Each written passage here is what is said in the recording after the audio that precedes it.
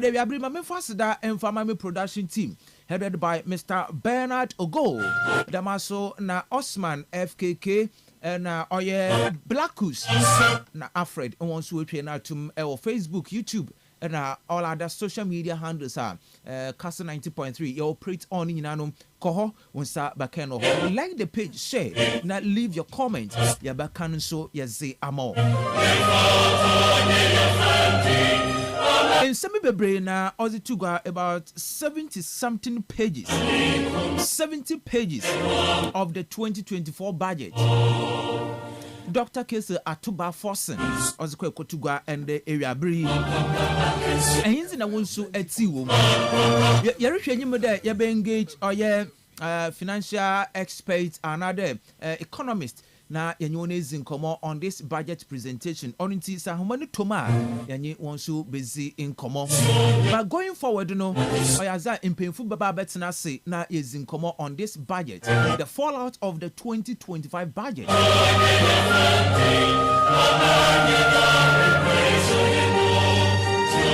Earlier on, before the presentation of the budget, the Ghana Statistical Service was the 2024 GDP growth rate in Botuga.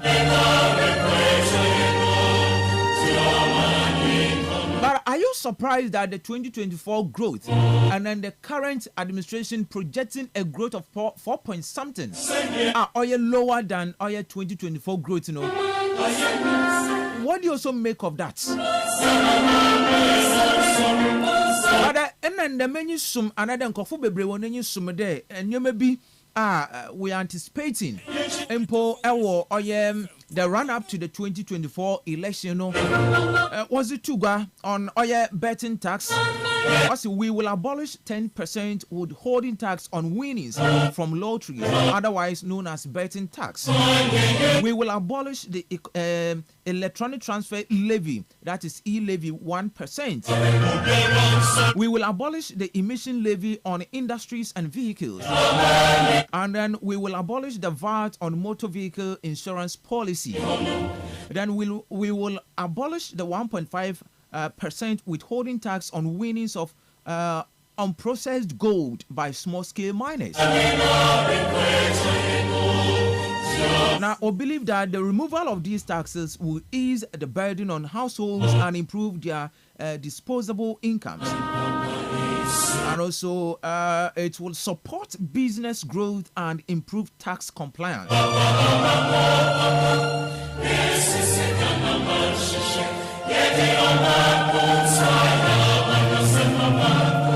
So, when you see the finance minister, Obakano Ozituga Ana.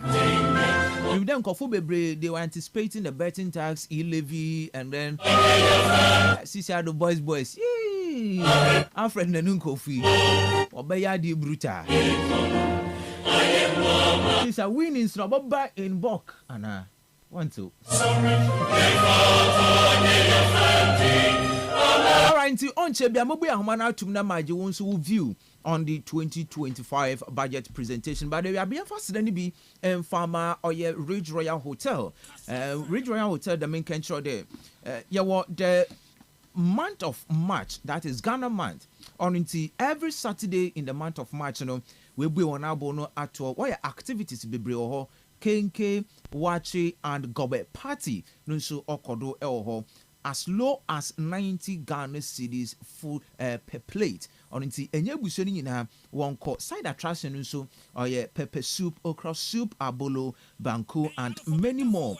And zeme bebre and the month of March Ridge Royal Hotel what the washe na was say amo. Hwehwe nature kwan was Second Ridge Cape Coast 031200 3222 and 0501672908.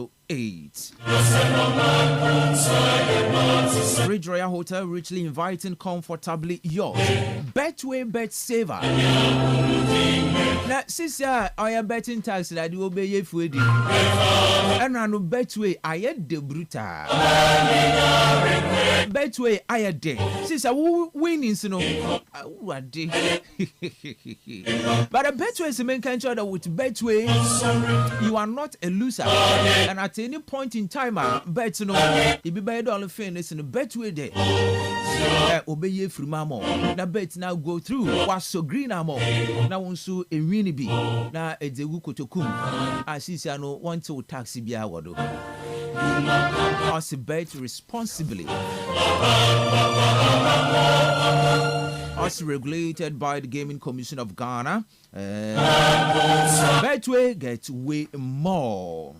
And Ninjumokua, a rabbi worries saying us and Massumizin is a commoner, a suman, my mention more Kabibu, a higher Kastle 90.3 FM, Manhodo, Jumezi, and a rabbi show. From now up to 5 p.m., Yaboso Jumezino Duno, we will have a fruitful conversation. Also, Yabajo ideas and your views at the Baba or Jumezino Do. But for messages in 0244 143 0244 143. Text message, another WhatsApp message for Fado na Fabra.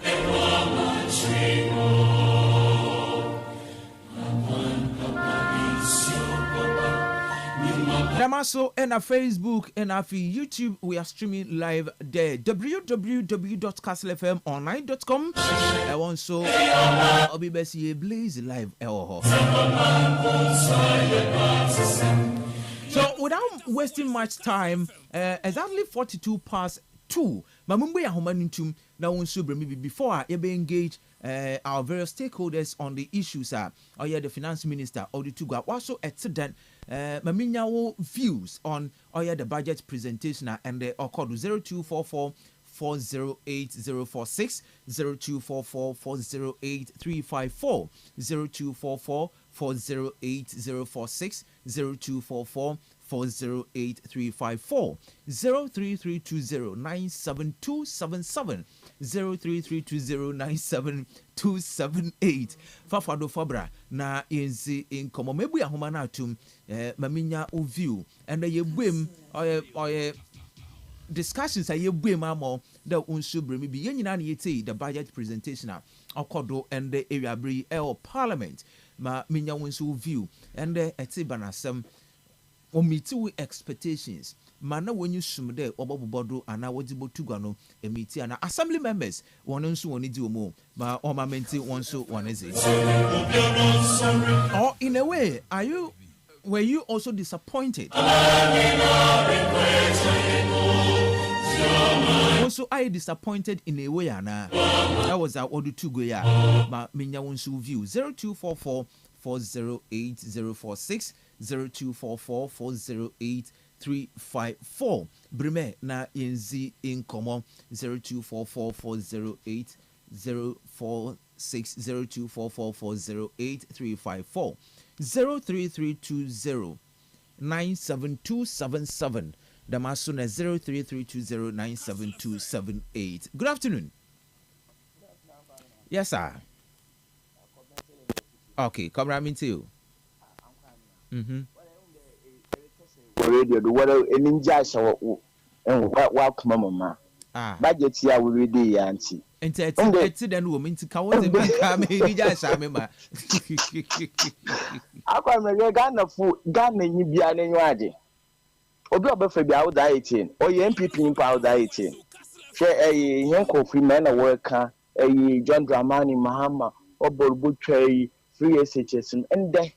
Yats no budget him, we can who's campo that or Anamwa, into free SHS, John Dramani Mahama, one bedo urban away butcher. Ghana Fugway, Obi it saying beyond there. And these are banner bedo or Bob Woman. Share assembly members are, and while once wait from Wiscat water, every month they are obeying allowance, and assembly members you would break. Oh, no, so you are there, of what papa, say, that woman, yeah, can be by stress free na onye free sanitary pad a obe distribute with them mbofama ehunde ni hinara ye nsama oye dawa Ghana mba or the yijitum hwehwe wakada obo twa betting tax and the yachts the betting tax wekum wakan emissions levy one babio wakan ye kabibi for hen COVID-19 levy unuho VAT on motor vehicle insurance unuho inyi na yen sama the Ghana for yin na yan bu abani nchi abani nenyi swadu hu ombrem de bia mo pai boy no obiara odwene de anade obiara be na adwene mama oman on develop anade man yeyin na kopa na nso ho impa mod be impa no ankwa na medase maso medase Ewisa wusu bremi be 0244408046 0244408354. Finance Minister Dutuga that 1D1F scrapped. Development Authority, your Coastal Development Authority scrapped. Good afternoon. Good afternoon. Yes, sir. All right. Abarmin too. Akwamna odin kanyande yan papa John de man Mahamas.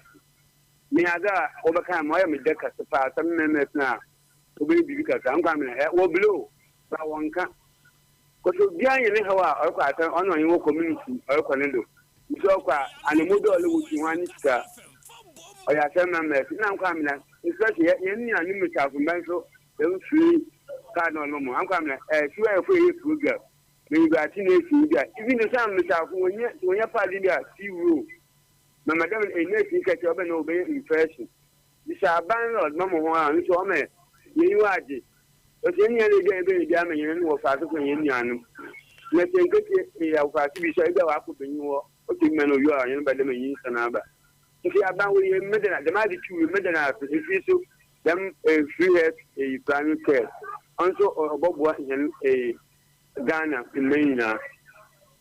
All right. But I see. Good afternoon.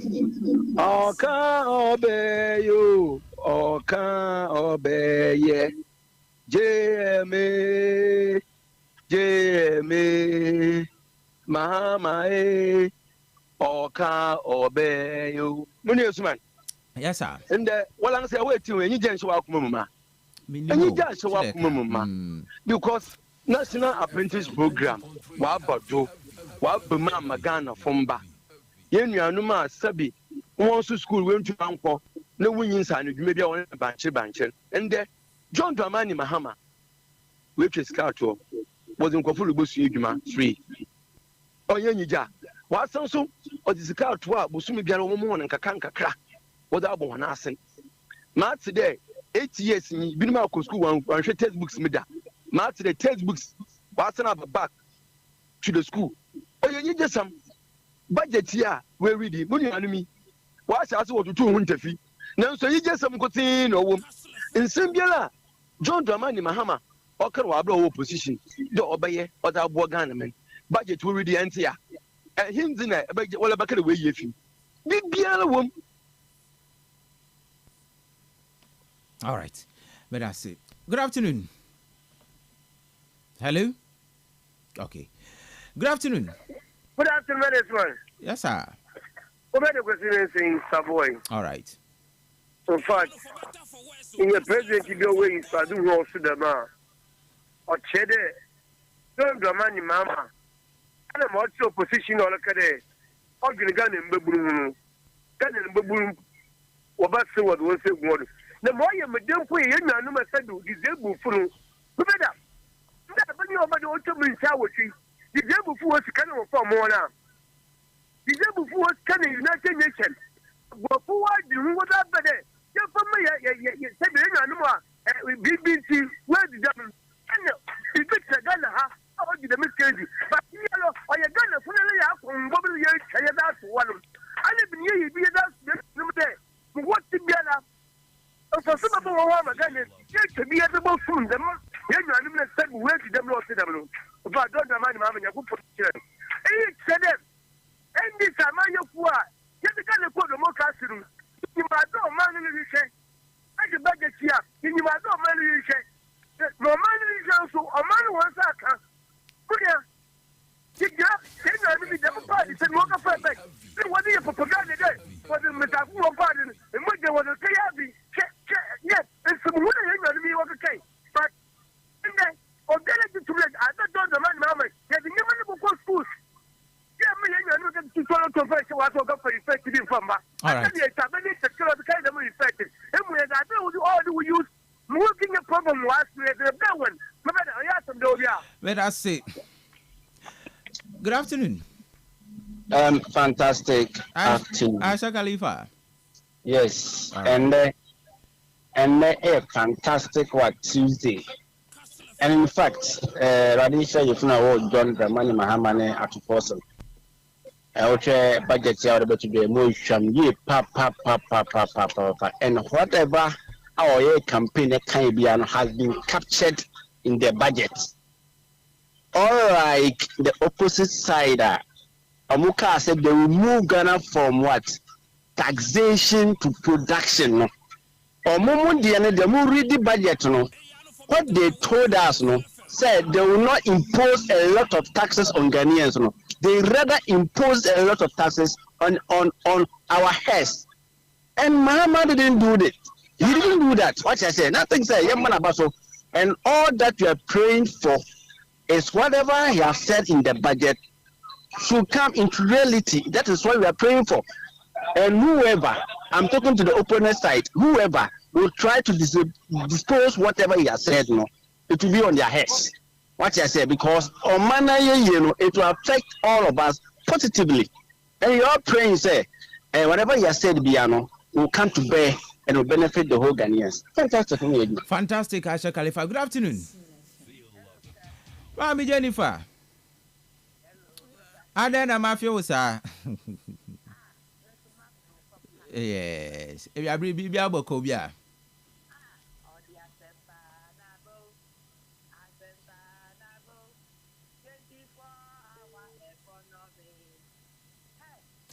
Kastle FM 90.3. Heavy.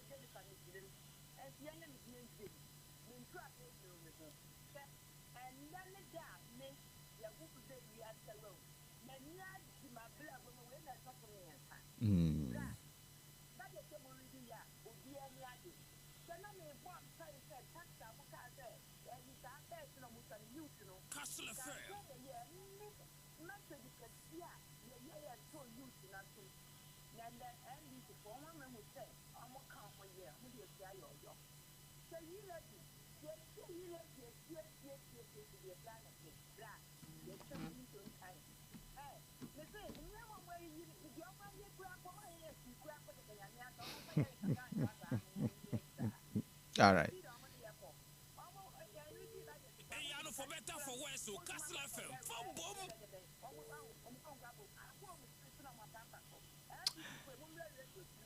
Let us see. Mami Jennifer, let us see. Good afternoon. Good afternoon, me pacho go radio no mam ana twin fi ukra. Okay. Hey. Yes. The finance minister. I know Papa John Dramani Mahama. Wa born Muslim. In fact, one was saying nebebre or budget no. I mean so on the planet can work can yamo on your own broom. Then you couple more on something like one won't move him boomano. May yes shine sake of that is no way if in Yamano ni baby or cover. And we seen every day or cover. In fact, taxes will be covered. See, they then open out to the now waiting we them taxes on. All right. Or they fee. You know, okay. I know 1% somewhere down. Let us see. Good no kwar ella yana nam chanchana. JM Yamishan pa Yamishan. But that's it. Yo, Master Bedasi. Good afternoon. Evo. Yeah, me adumo na onso e.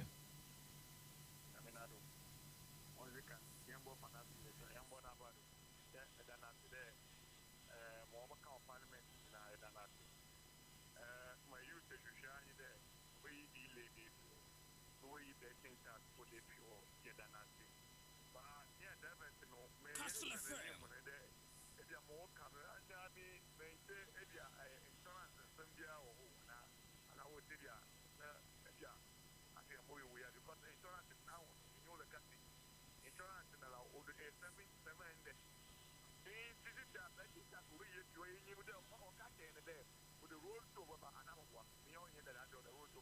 Mm-hmm.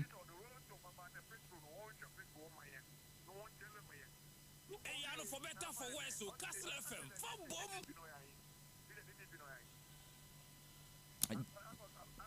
GDP growth for 2024 or 5 point something. I mean checking him. Nanado any time na marking. President Mama GDP growth in Bay. Aye. Bay.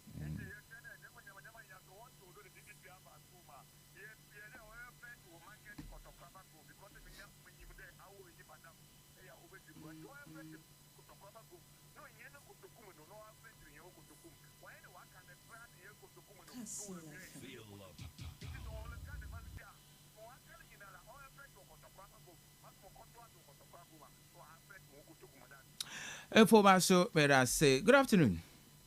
Good afternoon, I'm Kwame. Yes, sir. That would make us a bra. All right, that would mean too. I'm Kwame, Magana for your hair and a yat no. Yes, Magana for your hair and a teacher, I'm a waka in Piebo. If you are for Ghana, Pibonte Ghana, nature Magana, or any many pay BDA, Madasi. All right, Maso, Medasi.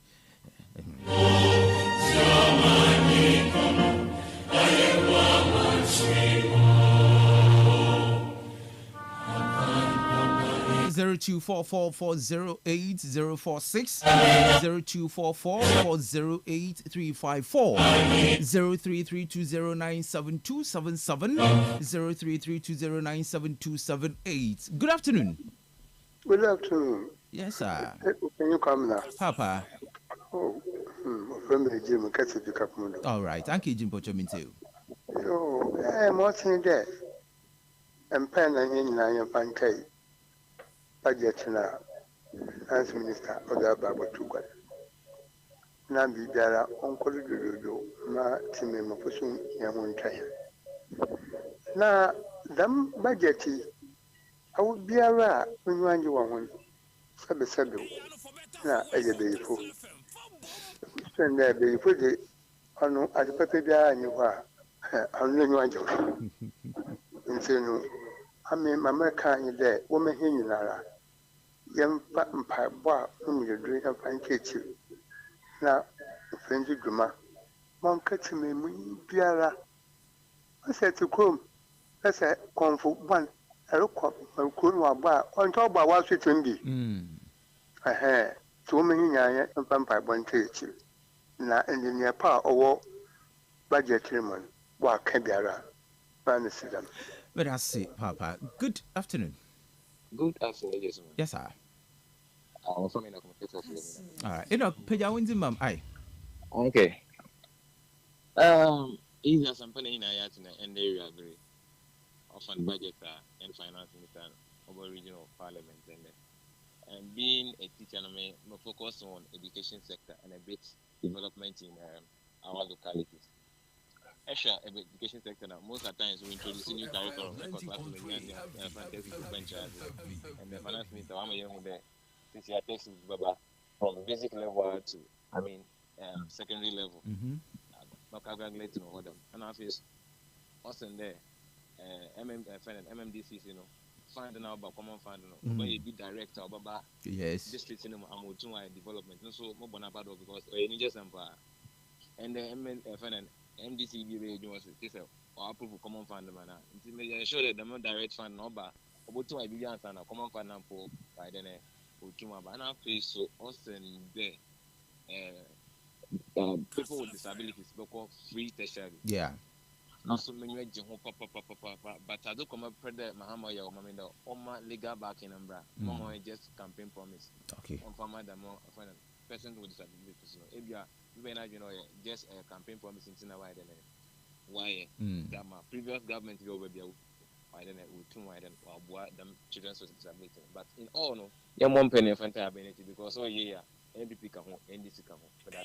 Maso, let us say, good afternoon. Yeah. All right, Kuku. I'm going on the direction of the reduction of tax refund. Okay. Tax refund, formerly it was 6%. Now they will reduce about 4%. This is the budget, no, baby, or my, I'm Okay. So you believe that it should have been increased or maintained? Yes, it has been reduced, rather. It was 6%. They work on 6% of a tax refund. Now it has been reduced to 4%. Into what today, I abandoned my phone away to Manara. Also, at least, a tax refund can be that set home will be there. I want the government to know, or that punishing. All right, Maso, may I say. Good afternoon. Good afternoon, Mr. Yes, sir. Mr. the Master A. in Free Town. All right.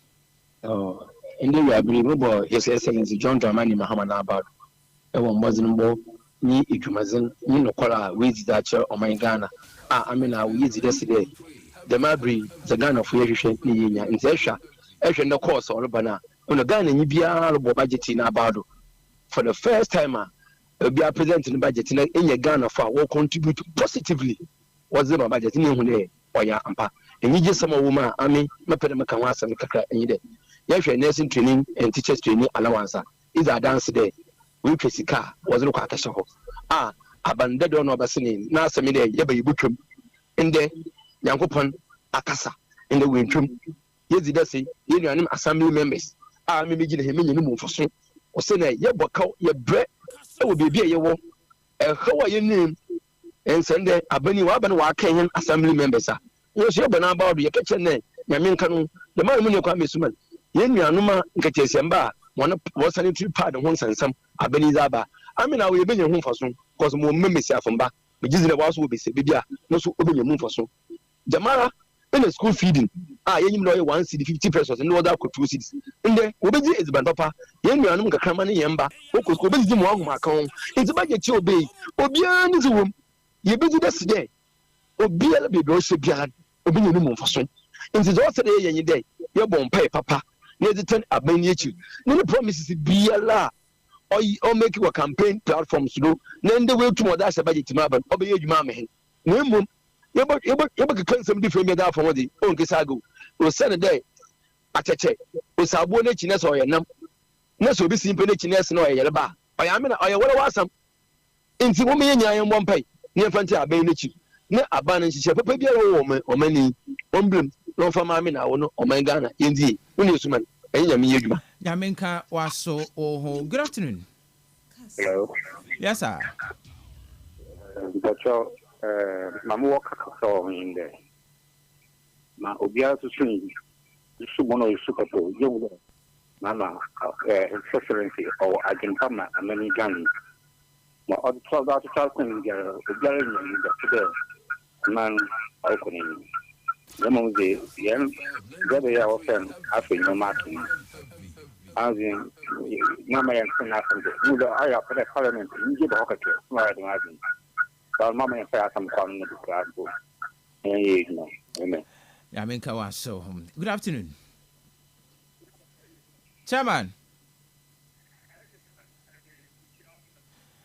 Jinae. Ola enu mu 20 twon kakra twon gina ye kakra okay, I will maintain you.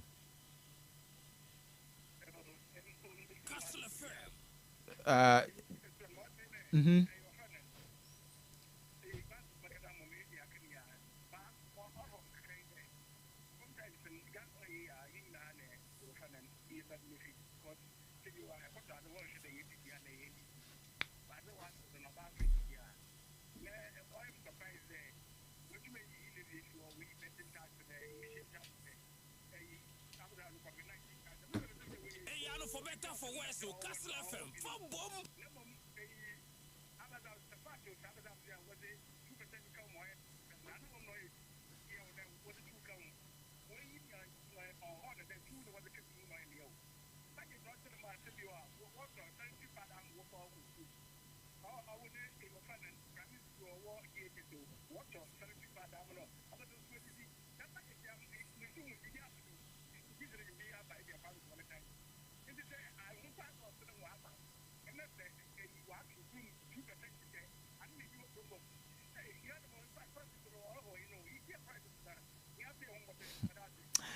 So, when I say, good afternoon. Good afternoon, family. Mami. What's your phone? Yami Adumon Pocho was where? I'm family today, that's a type of person. Okay. Family, a budget here, very easy. Piano, watch. Did it be a suburb and also big and ocean was already a change? It's budget is a gun, not even enjoy when you first business and other school from a family. Okay. You collect teacher dresses, a child, I did a work as a book. I found it to my in all their chain.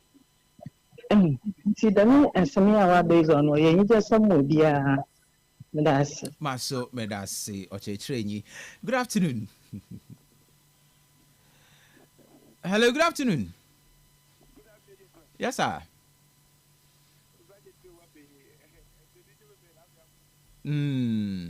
I internet see how they need job or Wakumum.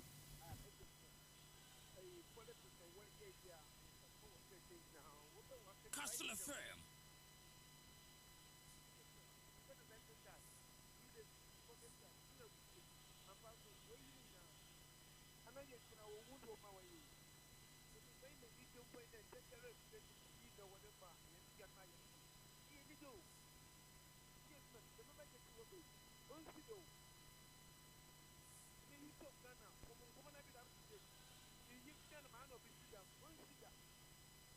For better for worse, so Kastle FM. For bomb.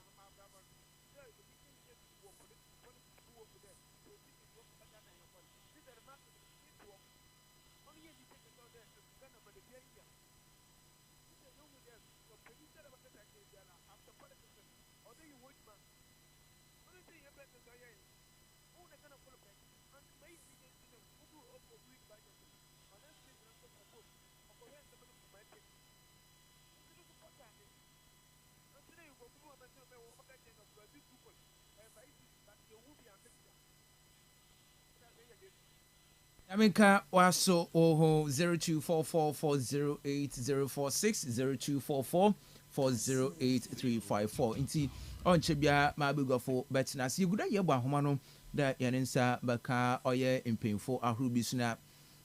And your name is in common on this very show. Or inti, Yenino, my messages in Sombra 0244743143 0244743143. More messages in so on bra na and can inform. Good afternoon. Amen.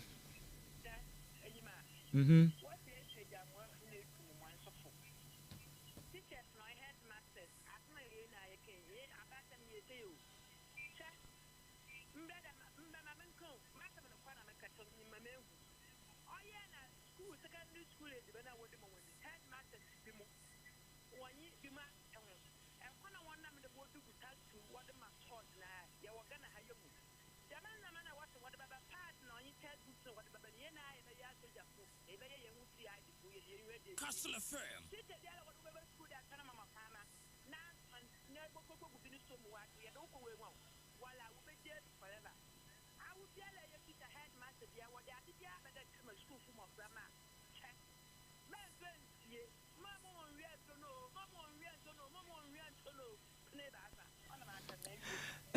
Yeah, see. Good afternoon. Good afternoon, Kamina. Yes, sir. But that. Yeah, me Adumon Pocho was where. Oh, I'm Kamina, Muhu Papa.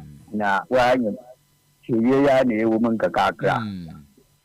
I'm Kamina. I am there. Budget here. What to go ya Ghana free now when Wagi. Nanaku Fadum, because there. Take your when if you are Wagi, when that I'm back.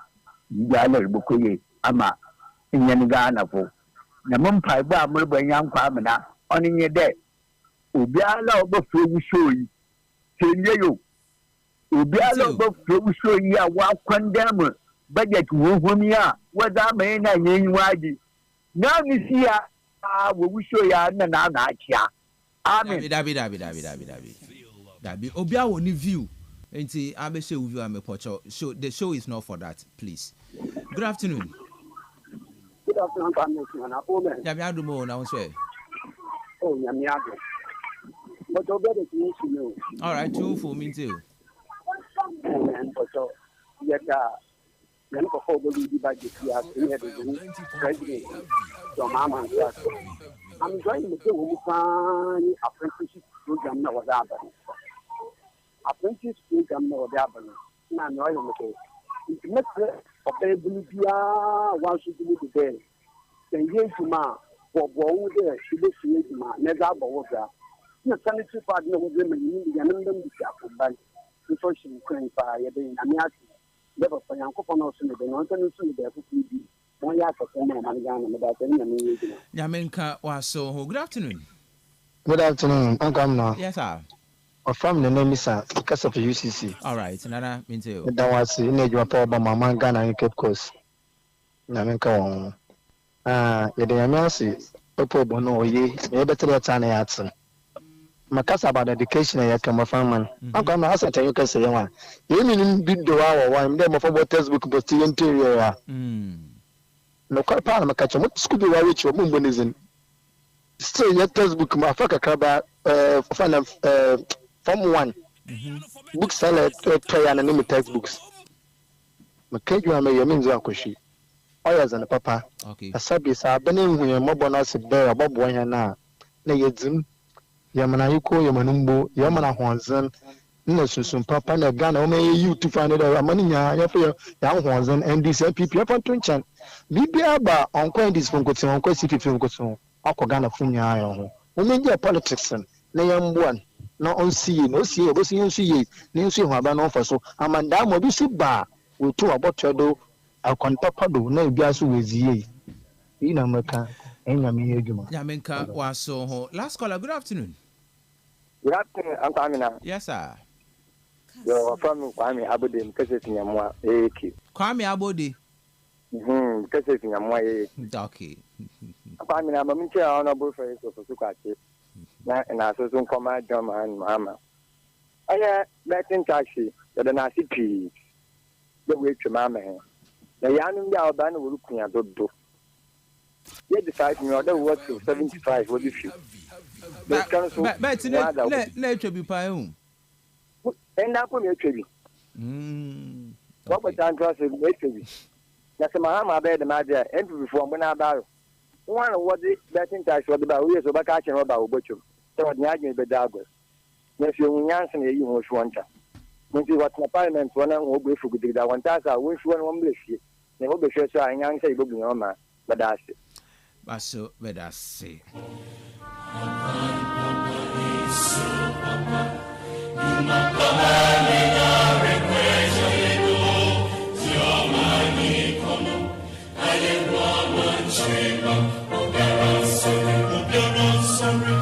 All right, intimate far of Refubia Bill for now, but more messages in Embra. Text message, another WhatsApp message, Fafa 0244-743-143. Edo Faduna Wamba, Fafa 0244-408-046, and 0244-408-354, 0244-408-046, 0244-408-354 for all messages in for na Fabra text message for na Fabra men can and far more. Money allocated for a program is different from its implementation. Example is the free SHS. An amount of 3.5 billion Ghana cedis was allocated, but it's clear private secondary schools are not part. But Mahama promised to include the private schools in the free SHS. Again, a typical example was when 47 million Ghana cedis was allocated to tree planting and railing Okay. Rearing of guinea fowls. What happens to it? It was a disaster. Reading a budget is one thing, and implementing it is another thing altogether. All right. It was the education minister who hinted of cancelling the allowance, but Ghanaians talked about it, and to the extent that nurses were insulted by Kevin Taylor. All right. I don't know. Okay. But I say, ma also the embra chairman appear. What na say? Damaso na engineer Isaac Newton Dick. Nso what na say? Yebezi enko mo will show you do. My own messages number 0244 408 046 0244 408 354. Damaso na oye Facebook and after YouTube. I want to forward messages for bra Kastle 90.3 FM, Facebook Kastle 90.3 FM, Damaso and YouTube Kastle 90.3 FM. Chairman, Wana Kwaba. Yenua. Bibi aboko. Oh, nyamena dum. Yeah, there me asi. Ndoni ati asem papa. Ba sama ba. Eri be nyame hu de so. Na obi ka bibi wo radio du ma me de e ka chendo ntwensen. No am sure do. But say obi awo ni opinion. Intentum ba kedo obi no opinion na wa ka no sebia na no. In a way nyija. When you Jimbro right to me a rough.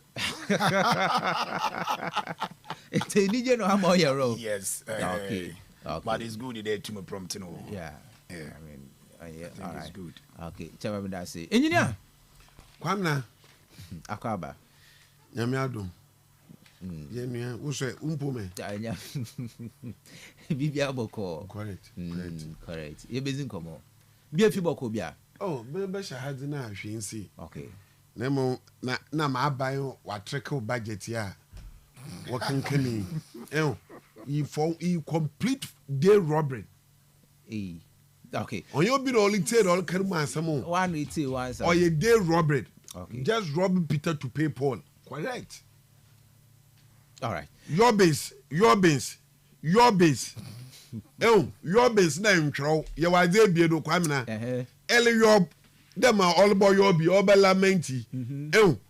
All say what present budget. Budget na mpo no ntwa no for 419 matrical budget. Na implementation so. Kwamna budget working can I bet no more you new to you. Apart from wa pick hakaka we ya hakaka what the high say with the years as a Ghanaian youth even as a part of budget or presentable. So your COVID when you infim say no shame. Actually him.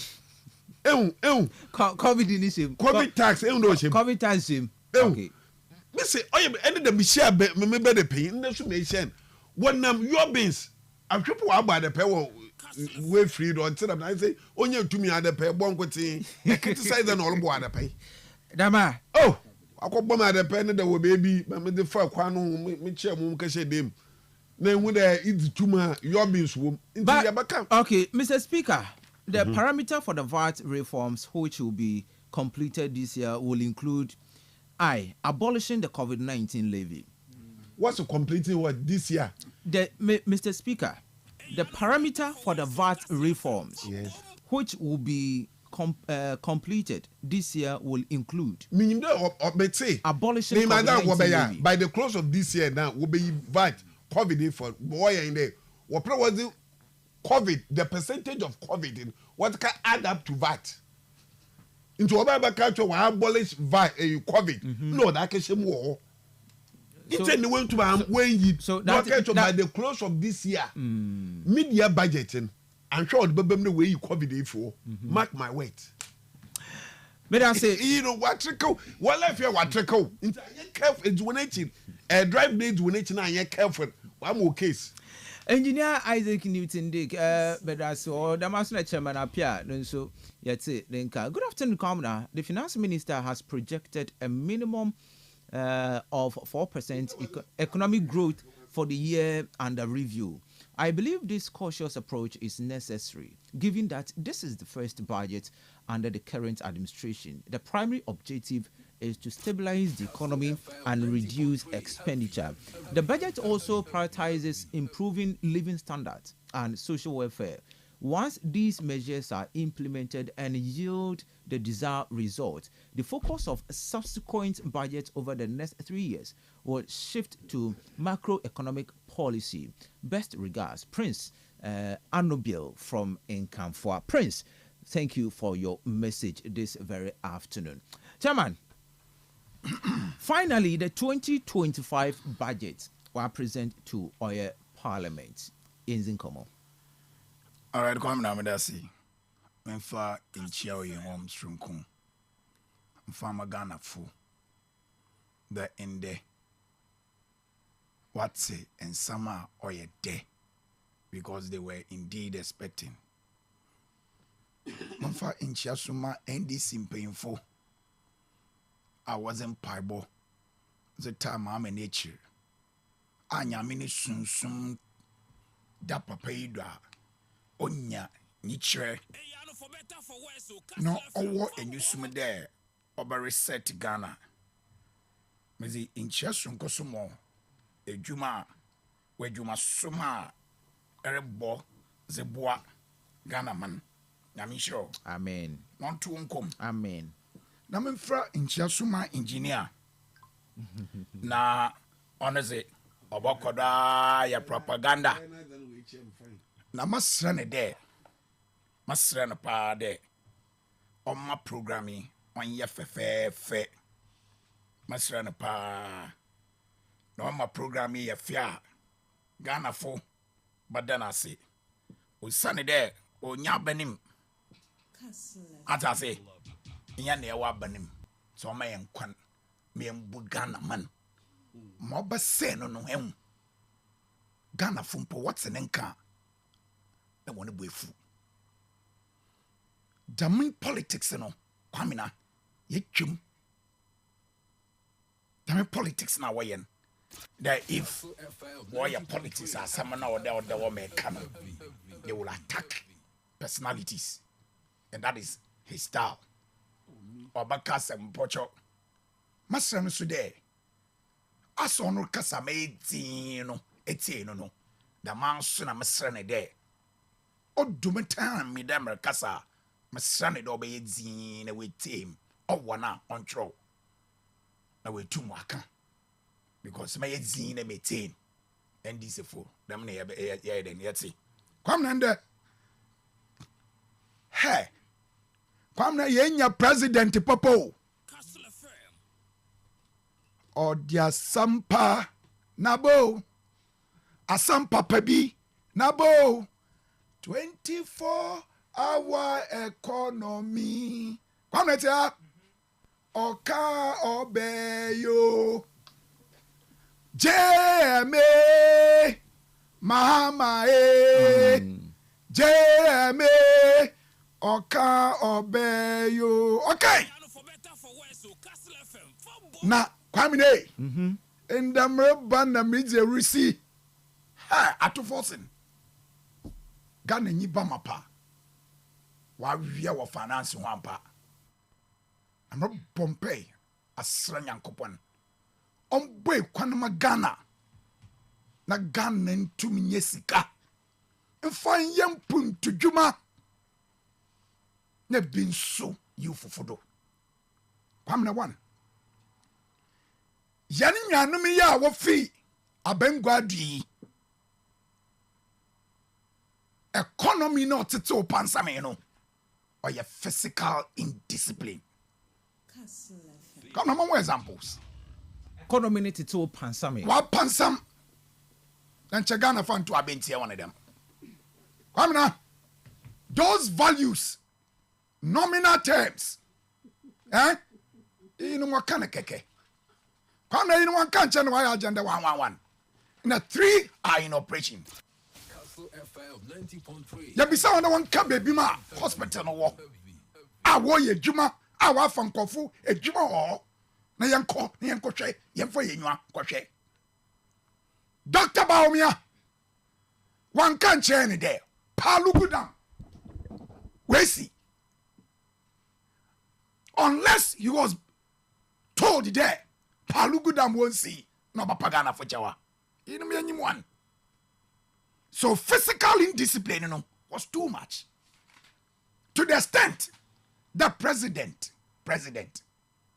Osiegwa, and also to VAT, what tofu ogum, not to functions. Independence, yeah, says much. Egwado answer. Yakaka binim se no president inti. Mama Osiegwa, Mama your president. These were the physical indiscipline of the MPP. NDC assure Ghana for that they will make sure that when it comes to physical discipline, that is what they are going to do. Once say your biam for taxpayer niska and find ya azar on fata, I will be a better trying to be a bedem. Because Ghana for when you are bill. Now I am a dumpo assemblyman for in a one bro one bete mama ye and kanu one town a cow. Why ye juma mo born ala pay? And the mama say, when you want to pay ye juma, mo benya sika za tumuko tokum. Ma we tuma bonkano ofie. Because if you want to pay, and you say, now what I do pay ye na baza. In fashion in Befie, or you pay an allowance. I say, or you pay an allowance. Come here, or your allowance so, or you have to come with you. Say, I'm 500 Ghana. Come now, what double and may show, basa. Assemblyman for someone 500 impo. Sometimes, let me tell you, I use my own money. Tonight, the branch supply, the assembly man no more supply, Baba. You can call him and find out. Check out what bono easy. Nti saban solution na simpona son money skakakra. Obotu was aye dwuma. One man foi we hu there ampa. What to abamon no. We to my bibi. Wo bibia. We ye dwuma. And as assemblyman or to abaman. Exactly. E wono yem dadodo. Na ze close so yem dey na kwamna. Yeah, mama wa. Come now, boom. Why am I jumping there? Committee now what's there? One to free SHS. Was one report by me there. When jump, I look at his car, but my pedo yan there. Or do review free SHS. No be said there. Policy the ban. And now, as I ban for soon, and as I brain. Now for sooner, as a brain, maba. And so for now, the report name by American Jamaica. That was a report, Baba. There are for soon, and as a brain, and now for soon as a brain, or to weigh the disadvantages. Because come as I speak to you, I'm a teacher. I know what goes on in free SHS. Parents are paying money to support it, and nobody can dispute this. All schools come not to the extent of paying light bills for the student. Students need to light bills. I'm telling you, you have no idea, parent. No, message to the extent the parent will tear light bill to my student. I don't want to, but this room. How many husband? Parents support. Seko school are papa old boys now. They support the free SHS. And so be about catch out the free SHS parenting supporting or you could see or you be a oboman on pedom a man no or conin. We can't dispute that fact. I'm that do. Come now, and then it be Mr. Metranko for TV. Now, so I am with them coach man you. Now, me him the man you all from them. In so them this time for me tell we sport for no. In see why ya. And so I come na my branch. Chairman. But the sister, but Papa Bay. Betty Munchebium. And you boys west. I say Betty Munchebium. Now be on the mucha. Nana minim. Man you mucha sal was my bog bra. In the few Munchebium. But I ban Papa Bay. Majay. Kwamine. Now former finance minister then. Betting tax 1G. Abai. The engineer way on Chabeta. no chabeta wansoa bisana wansoa ntaba sam no baka cheni yes one it is their style MPP bi am matna on baka ncho de budget ya we ready or your budget papa nto what tunizin but ya catch one there Ghana farm won 8 years was it zagra magana friend with no one bonoma one ma President Mahama and Chairman Musa Wobu a man Chairman COVID levy I have you oh COVID no check Chairman me tell COVID levy if you are that is part of it can say chapter 48 exactly that is point 171 and 178 also Mr. Speaker, ahead of the IMF technical assistance mission, I will inaugurate a VAT reform task force to hold broad consultation with key stakeholders for their input. Mr. Speaker, the parameter for the VAT reforms, which will be completed this year, will include abolishing the COVID-19 levy. So what is it? So not scrapped yet. Oh, also, Mr. Speaker, the parameter for the VAT reforms, which will be completed this year. Maybe it could be possible. There be IMF conditionalities. It could be. Me, I have not read it, so I don't know. But the issue is that he will get a reform and make sure that it is abolished. It will be now, abolished. It's going to. Yeah. Budget will read the man will be implementer. Why now something again? Exactly. but one giant woman, 1 month 8 years. What's the other inflation 54? One giant woman.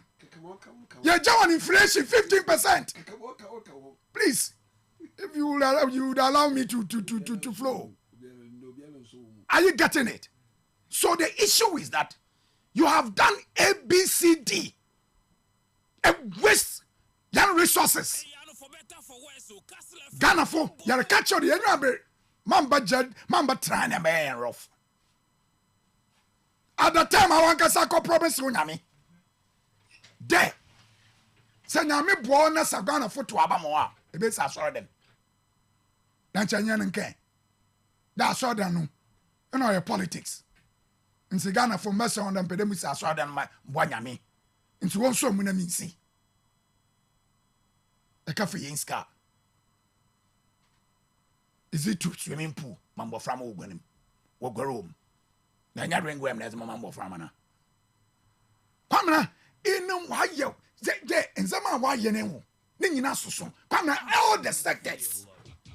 Yazaka. Sector be a new Yanzaka. A couple brown in Ghana.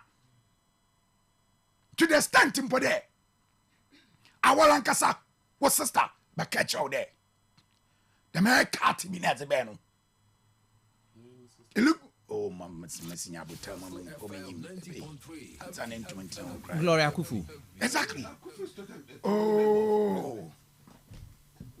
Gloria Kufu, I don't know, sister. Can't I call you brother? Oh, okay. Can't I call you brother? Oh, you can. Exactly. Okay. Why was sister catch out there? The man's in a zaban. You look pensioners for. You know, say, you live as a bay, a coach cake me. A see you beyond when you stroke. Or to Abba, or what to Abba. And we are in a 4 city, and don't know. Mammy Sika, what them for no do. As a better tax for him. Meanwhile, to the miscan, while out to taxing dada. Yeah, if you are or Oshwana. No, no one can obey if you are. It is here if you are. Why the we are complaining? The minister 6 year Krebe Yawo, Dr. Baumia, Ekada Baby 50. It's you know, once a mechano or hold water. When your principles. When the principle be was here, you may be on Yajuma. So now, Mamo Biara in Kabi Biara. But I don't wanna. Okay. Ade. Mr. Speaker. Ade. Remember, Mr. Speaker, we will provide a cedi equivalent of $279 million as a revolving fund for the Ghana Gold Board to be able to purchase and export at least 3 tons of gold per week from small-scale miners. Mr. Speaker, we have allocated 13.8 billion for the Big Push program. Mr. Speaker, an amount of 499.8 million Ghana cedis has been allocated for the no academic fee policy for all first-year students in public tertiary institutions under the No Fee Stress Initiative. Mr. Speaker, we have allocated 292.4 million cedis to commence the distribution of free sanitary pads to female students in primary and secondary school. Mr. Speaker, we have allocated 242.5 million to support victims of the Akosombo Dam spillage. We have allocated an amount of 200 million cedis to support the victims of tidal waves disaster that recently displaced residents of Agavaji and surrounding communities in the K2 South District. Mr. Speaker, the overarching concern about free secondary education has been its quality and absence of dedicated source of funding. His Excellency John Dramani Mahama has resolved the funding challenge by uncapping the GET fund. This makes available dedicated fund for the full financing of free secondary school education and free tertiary education for persons with disability. So these are some of the allocations to key policy initiatives. Abano, Waye na Ozi Atuo. Does that bring relief to Ghanaians, Anna? Yeah, Wamna. In some. Me manage engineer, I'm a Bordeaux engineer. I'm in a time no more, please. Yes. Or repair. Unkashi about attack.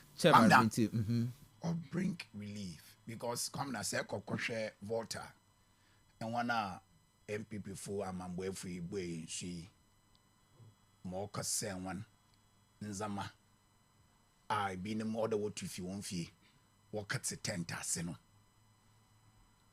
MPP mpoko mo ye ye won panyi de 1 2 abamam so nyeda mabaha chamamba come na yampede ba keke nsem yo. Because sometimes we get angry at some of these statements. So nyeda mabaha nchamamba. Mama nyami shren. The way we dem nkofo no mobor. Mo etuma allocate sike bizam on there. Obey you when if won kwaso. Nyami shren. What's in ya wo ni nwa mobor no. Ama nyami ne ngosra oba no do. Na nya on ni nwa don cut se bia boni mu no nyame opanu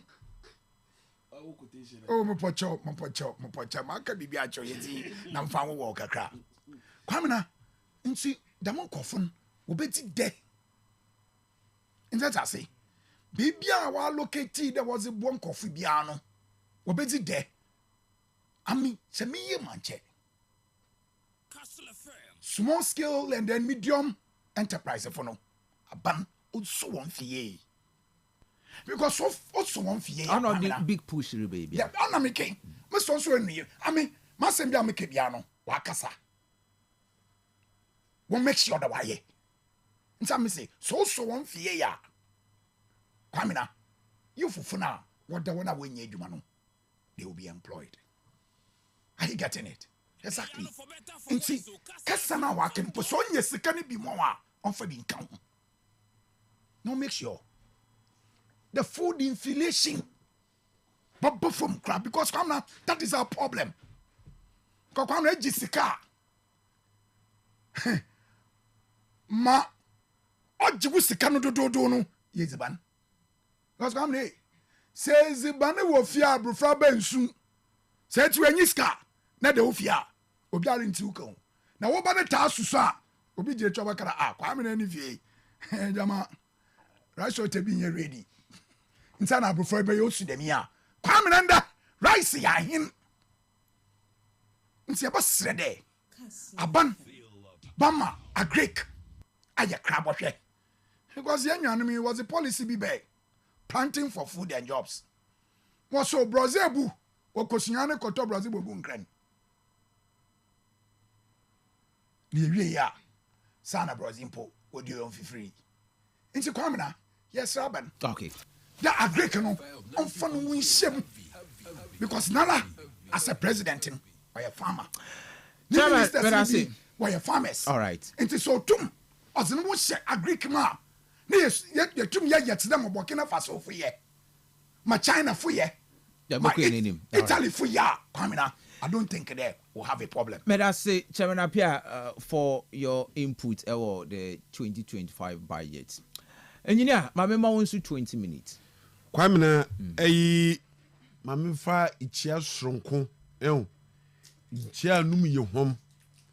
Mfama party fumpe fa would say Kastle 90.3. Na police station fushi nyina de be mu ko radio da me hye wono nkran de abasa kwamne wa bad dem Dr. Pabobo no nyuma nti ma osin onyo bia ne pe na omman na manka chama na pia betsa na wa tonyampia no submission yo me ihune na ehuni tir nsesa na wajine okaje de pawero fo na okayen anna yeta hui intimi chewan na nkofu bi so wotewu pa wo bebia meten oya bra new town shop bi a ma discover ya meta tsena wo almost my time ehweme ma meta tsena wo oya abeku ne shop was we brain who wotewu kwamna wotewu inti abe no yikwesi kofi my sister oh mi chewo nyina MPP fu wom NDT fu doors wo nanso yegudu nkaka nka obeye kwamna amemu wo mepem wo asemi aka nti membere mensa ni pi na matoto anyampia quick one local politics kakra chamana pia yeso wonyin fom mu wa benim de bia maka mu ye mu adi da mu wo opposition kwamna agenda 111 when no wo MPP wabaka cho there three na we or your operational doctors for and nurse for go. You don't do that. Ghana for Ghana for serious. MPP one or amended agenda 111. Yes, we have completed 3. Kezaku should have complete 1. Near catch no, we've completed 3. 3 na we completed doesn't mean that it's in an operational.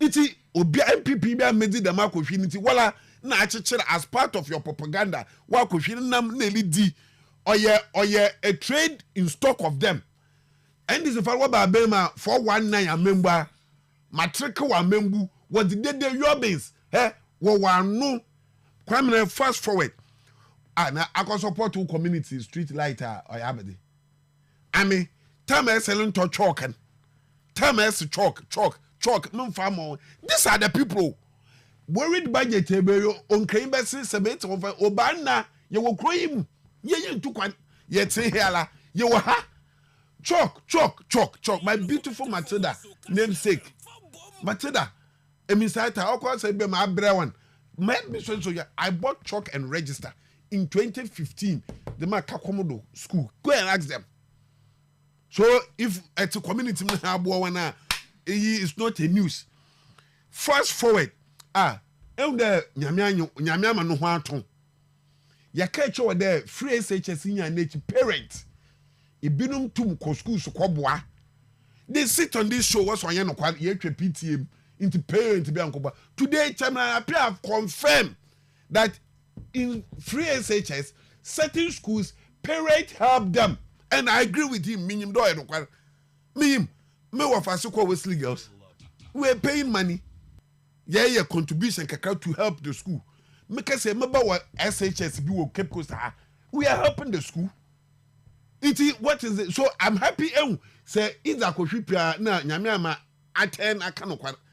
Today he has confirmed on your show that PTA were helping free SHS. Me anu ye. You see, quick one. Obatiro catch a member bona MPPB and or speaking note. What I'm wanna walk around. Any day in your cable baby. One and I'm speaking notes there. I remember, but when you call them, they come and sit down. Now analysis quick one. Why are they go and pick the one they perform better. Okay, no, me catch on can said, inflation. No, can want some. But you don't use inflation to measure the economy that is doing good. If economy is one of them, but you can't base on inflation and say that this economy is performing. Mami you won't go school kakra. When economy is doing better, the growth of the economy. Kwamina, se economy ni ye na se pre ibu hu kwenta ya ye indicators ni nyina ye go what we call the GDP, the growth of the country. Show Abana also 1 yard. Abana no on club no on no man. On them no 419. Where the matrico, a bottom cano matrico, for says similar man. The master been a wayan into Adana who no wakani. MPP in 2016, where Chairman appear Wolfia Benjamin, would get a growth of 3.4. Now, member Papan, or just 3.4. You can check from your phone. Last day, I want to put my check warranty on your phone. And people are found on looking saying, or do 6%. Kwame tell you, economy no your papa, you know. Kwame tell you, one of indicators be or deme basa. Another one, growth in that play a key role or depend on Amanaman. Ghana is agric. 60% of us. So, agriculture, Aban Papa no. All can oja agri growth of 2.7%. His Excellency Akufo-Addo moment and all can oja agri growth of 4.5%. I'm giving you fact and figures. I'm Bobby Till. Na men pick biso na men fabi. Kwamna industry. Infidujuma na industry. Ni and all can only fabemin Aban Popo. And Aban Papa all can oja industry growth of 4.3. Akufo-Addo only free power and say wage your industry growth of 8.9. Kwabra say ya matric wa bana. Inya 419. Inya hwemechi mamunkwa.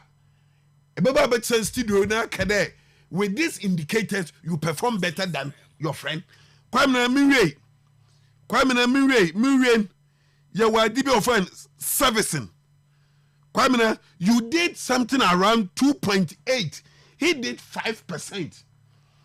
Kwamina, economy, where more inflation, you could do the and as for the inflation, because of some conditions, you did better than us. Some mere 419 to make cultural. You see what we went through in COVID. Do you know that COVID, the whole world, what revenue loss alone in the whole world was around 12 billion. Kwamina, in there, the whole world, you took your lay private sector in Ghana here, you lay workers of 40,000 off. Kwamina, the mean Obanaba, the straight place that all affect first is your inflation. We didn't perform well, but when you talk of the micro indicators, most of the micro indicators, Kwamina, do you know the budget deficit to GDP? NDC did 6.7 budget deficit. MPP did around 3.4.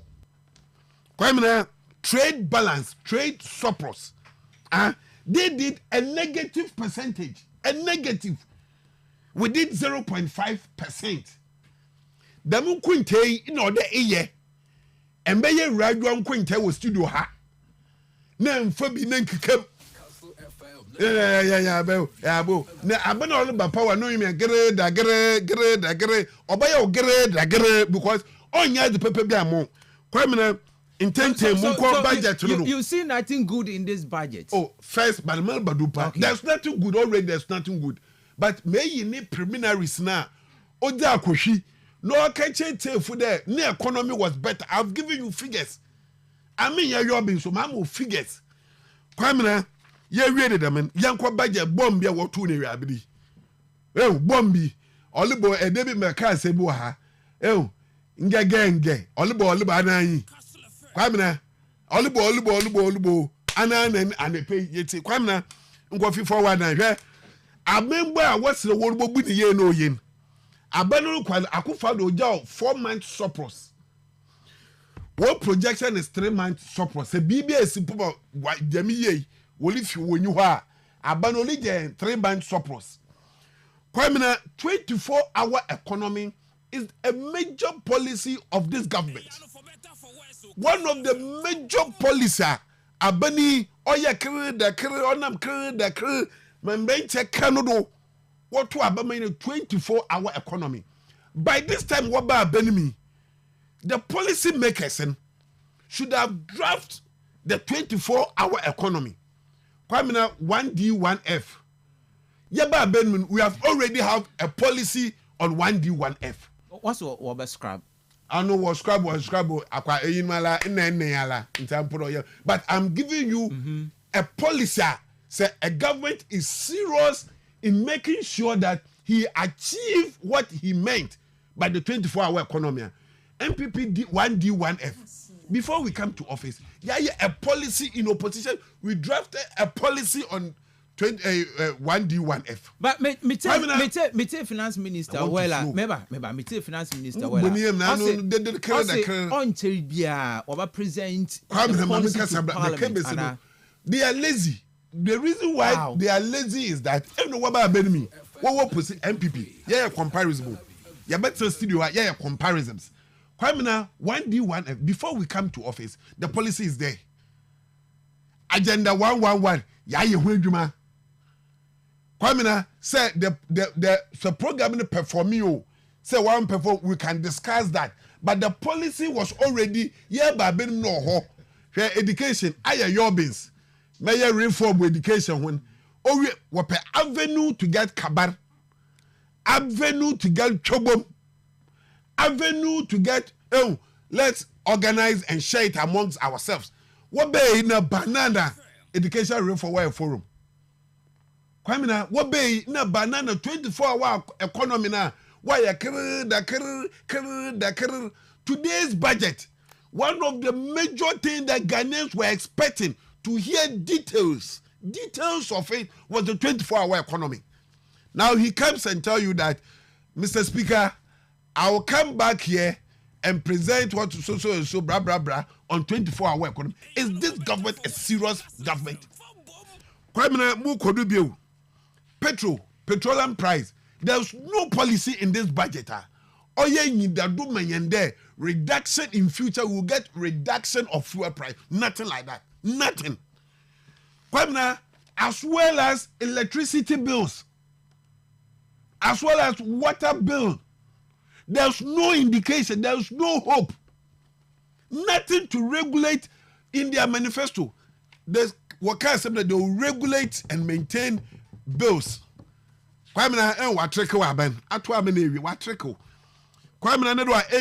Insurance was a vital kakao. Another one, betting tax. Australia your bins. On for approval of MPP government taking betting tax. What? MPP. Betting tax. Ghana. Any them put a bill catch up there. Any them put a bill catch up there. One saw the betting tax bill yesterday.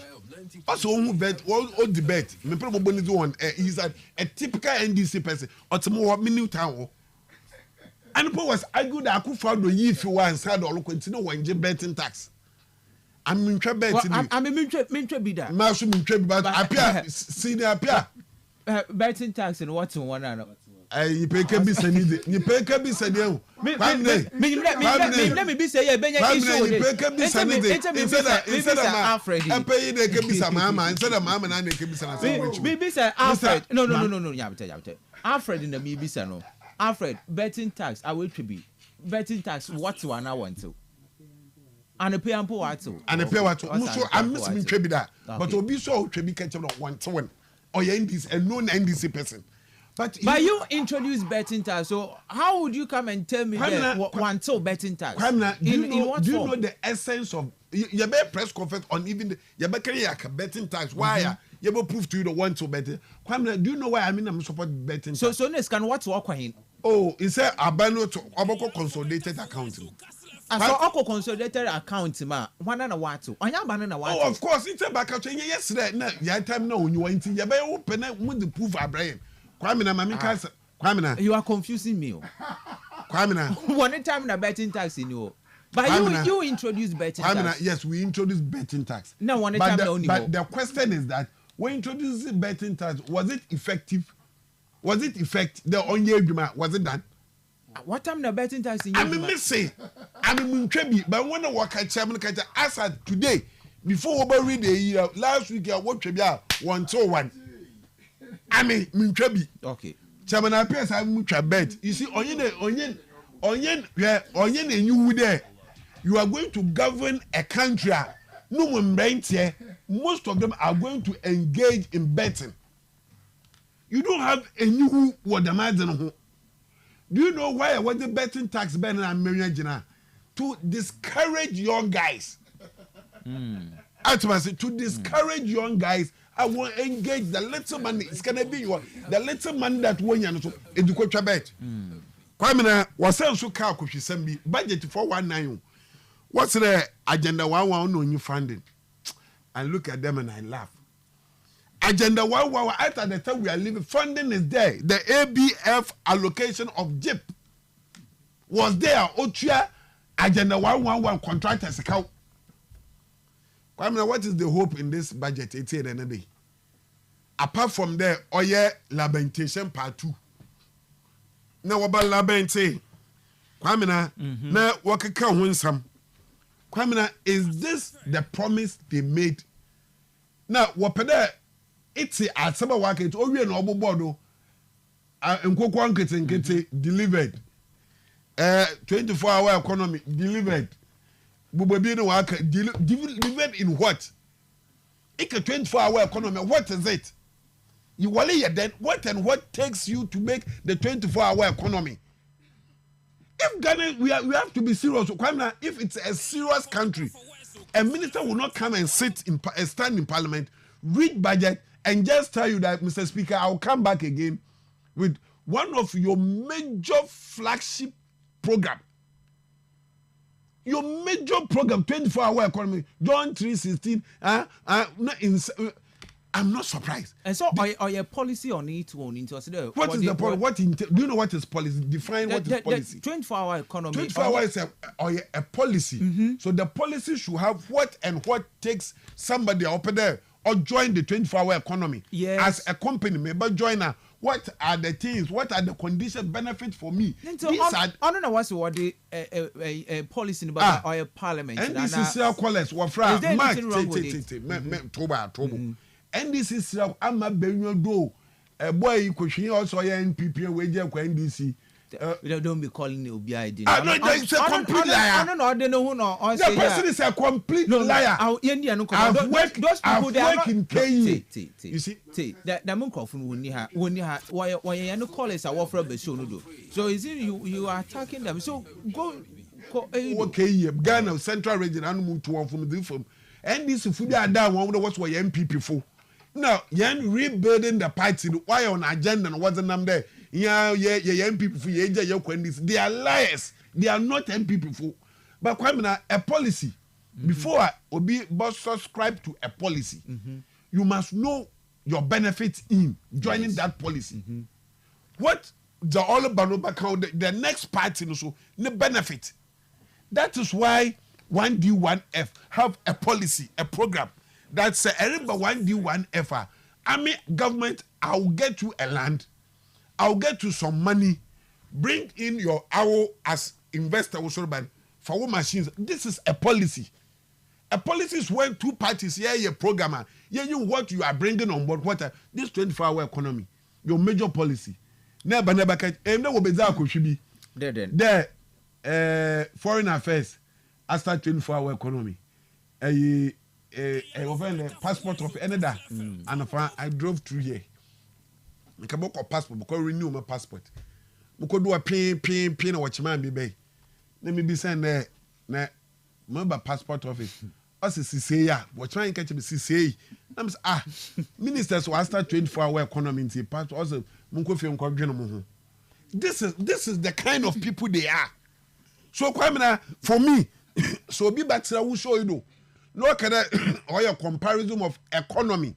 Best managers of economy. My more kind of trada no. Do you know the kind of money Akufo-Addo left as reserves? International gross reserve. Oh, the job money. He left $7,830 million. They left around $578 million. International reserves. International reserves. In the metal show do na mbo tim nkan.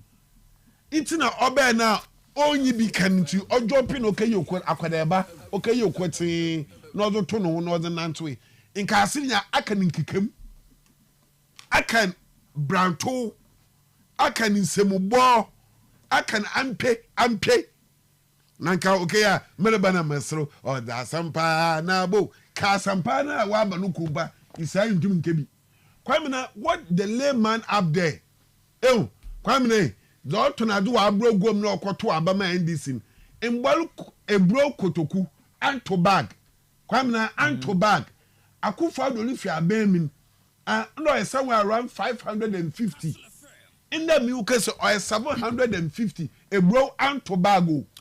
But during the State of the Nation address by His Excellency Nana-Addo, Oja $8 billion. Manager 8 billion. Nana-Addo, international. Oh, so what it means that Wara or Ranen, I'm around 78330. Into so there's nothing wrong. That's what I say. So what it means is that at the end of the day, he left more than what the NDC left. Kwame Yamin Show, Yamin Kao, Ama Intafuni Yani P. Kwame Mami Kainde. In the broke Kotoku, the common politics. Why Kwame Engineer Festival this a broke Kotoku and to bargain in the was 106 was 750. A broke Kotoku Kasanaran in the on 1,500. Kwame in the cement bag what studio ha America figures was door one door two in the cement bag no a frequency number a radio station mini frequency number Wajan Akufo-Addo Kojan 90 cities no 104.3. This is the state of a neighborhood the budget buried in Trada. Okay, all right. Engineer Isaac Newton Dick but according to Ghana Revenue Authority, this report on the 6th of October 2023, I say GNRA generates 15 million Ghana cedis from betting tax. Target 60 million cedis by the end of football season. And engineer Kade wanabred wanji betting tax. I don't understand. Come on, Chairman. I'm not catch all the in principles. What's wanji betting tax? Enwa. I Ghana for no be one food. I call our Casselia on ye. It's a million what can some in jeans yo. Come now, he wants out cement. Akufo-Addo Gen 90. Yes. Your principles are. And Akufo-Addo fun if you're him. Oh, my V18. Please. And now, Akufo-Addo fee of fee 2016 of fee him. Come now, upon all the nominal terms of Abu in Arano. Come now, untumpum inka a kawa Akufo-Addo Gen. Na kawa Mama the Gen. Upon all the nominal terms, no. Mama the time 2016 na Carl Atos not 9. That bodo Atos what an in 1 billion into me to Atos. And the Ecolona on a TV. That catch 1 billion. And he was best. Teaching you to work a bank and a woman 1 billion. Give us a break, please. I'm better in your jobbings. I'm better rough. Dan in Nancy, I'm with ATS if you're benny me. And back carry to that you're gonna for. That one will for fra. Just someone. Then you're beer. You're boom man. You're reset man. Come now. Yeah. 24-hour economy or can ask me also for and what to me. The statement, Dr. Baumia, okay. As a 24-hour economy on your policy, Papa Diara. The boy. Nako hospital crowd around 24. Echo, a passport officer around 24. And your Dr. Baumia, no can oh, Dada. Come here, Dean. I was supposed to even come in. I was quiet, please. Indiscipline, being indiscipline, physical indiscipline. It be come now, share NDC. And one now, what Babenima, one and money of an temper free. Mount Central. Come now, and with the E. What prepare one away and Zama. Now, see, in one your principles, free SHS. Nanakufado. Abayani budget or reading first. No implementing free SHS. Come on, say. Free SHS implementation. Oh, yeah, year after year. I'm telling you. Even the first year, no. Obena for school. Did Akufado start with those people who were in school? No. That's the point. I started with the first years. First years, exactly. Oh,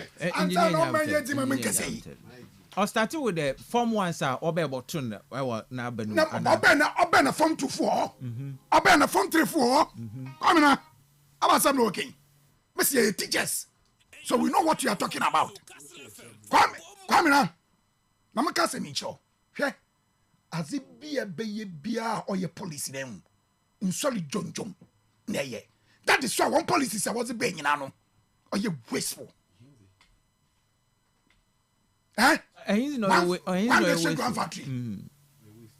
No, you waste about factory. I am hot for so. Oh, I come now. Why? Is this guy not disciplined? Is he not disciplined? The man I'm here, I've been a but say Ghana. Please check yourself small. Come here. Yeah, it's an mama about Junaba. I see two pam. Come na go to one child mazia book you. It's you cree and pomo. Say kids are groom with two pam with you obobo. Inti it's in kofuka or church adwina na wo ye no ye. Into Jesus Christ or bempo for disciples. Disciples not friend Jesus Christ on porn or Holy Spirit. One fana adwina kote anye.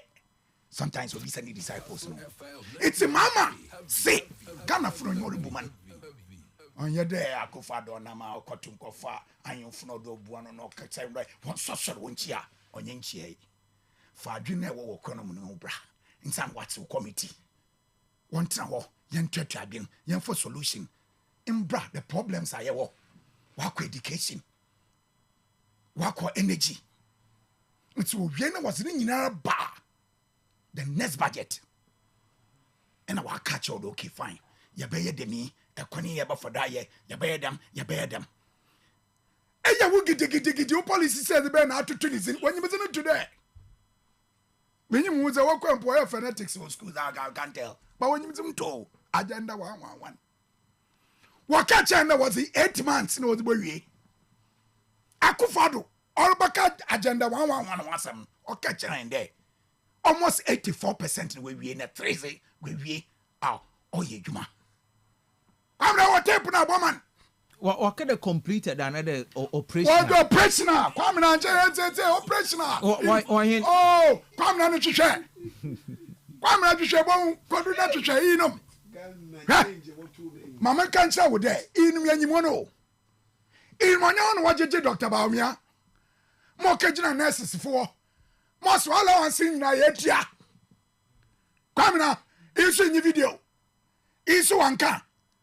Manesinyi Kukudrinyi Besia Akade hey Vice President yes no Yana allowance no 3 consecutive years you want to and a Vice President oh dama and on mo kwa mo hwe me mra ka do ko bo hwe no nti okotua 3 years ni nyina kwame nei otua 3 months one channel ka jira baby kwamna and o say palugu dam e bi send Vice President and about project pana or your fair Ghana kroimu o say palugu dam no krom sanu won fa so mpo mo ogune nyim ase ni nya engineer no na won ma pepe okogune nyim ase dem it's Ghana fu da no pepe ya za ban mani shan sa wan hwe wa abomani because at the time pana akufado o ze gwa all the cva team water petrol money or ditch water petrol bu entuma kan ja akufado mu nje 6 months mu hwe na o se go white bi nam si na pepe otum se go mu dema yam fansu e kwamina my brother kan wa bobo nominal time cb to the extent impo there kwamina free SHS senjimazana teachers and the teachers to abapa because we eat in film okay PA and it's a PTA meeting headmaster will read the situational report we are no way film call no way parent no and one on what discuss what to do to help the school it is ebia na wo bandu o ebia wo bamba fam wo private school la na nyim wo kodo wo secondary school mpe amoboyin there sika wo ha mama on for private schools on for ka free SHS o sande wo ka Ghana ho na ya bon peso there wonye sika won fa yem putudwuma mama niti ye dwuma basa kwamne ose onye project fofuru biara wabra wa se Ghana sika ayeye project ego obo wie ni nyinara na so wie ni nyinara na sika ho no ba no kwana not the projects for Friday akam na ori ya no so mu de no emergency bi aba na odo ye project bi from project bi wa obaya kam na engineer accident osi covid eden na ya sika o iyo no mo nka me teachim won auditor general baka chene there upon all the COVID expenditure what you need now. Come near your for so be send them for snowing. To them, what house betting task once we every Dutchman. That VRFO. As GRFO. When you say, when you betting task musica on an out to the training. And say, you know what customer. I need to get you. I didn't work at Mama Golden House. All right. What do you buy now? I know. I mean, engineer was a damn robber. My catch on there. Damn type of politics here we. Huh? With the global opposition watcher. May I see, Chairman. All right. Every side, Chairman, appear na yetin in Kanoma. All messages in Embra 0244 408 0244 408 354 for messages in Fafado Fabra. I'm pleased to report that on December 5th, I had the utmost pleasure to commission 3 of the district hospitals. Progress of works on the other 98 active sites range from 5% for sites whose work commenced recently to 95% at other sites.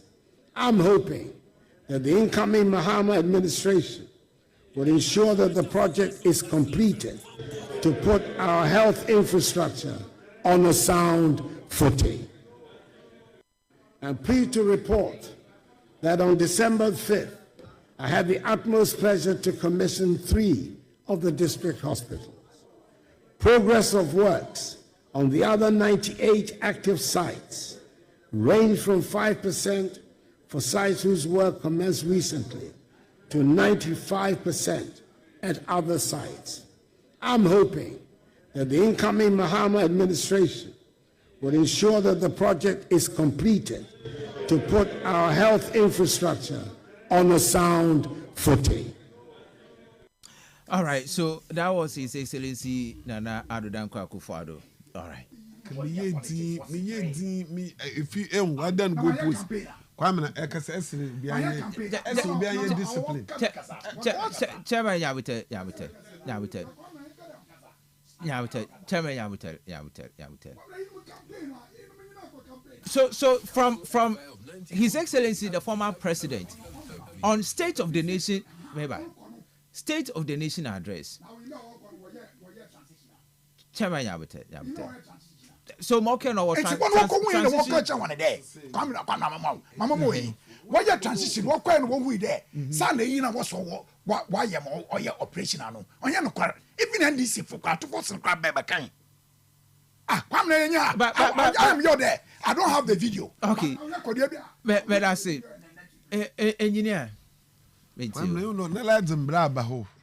Though because of behind you. You see, it's a question about that.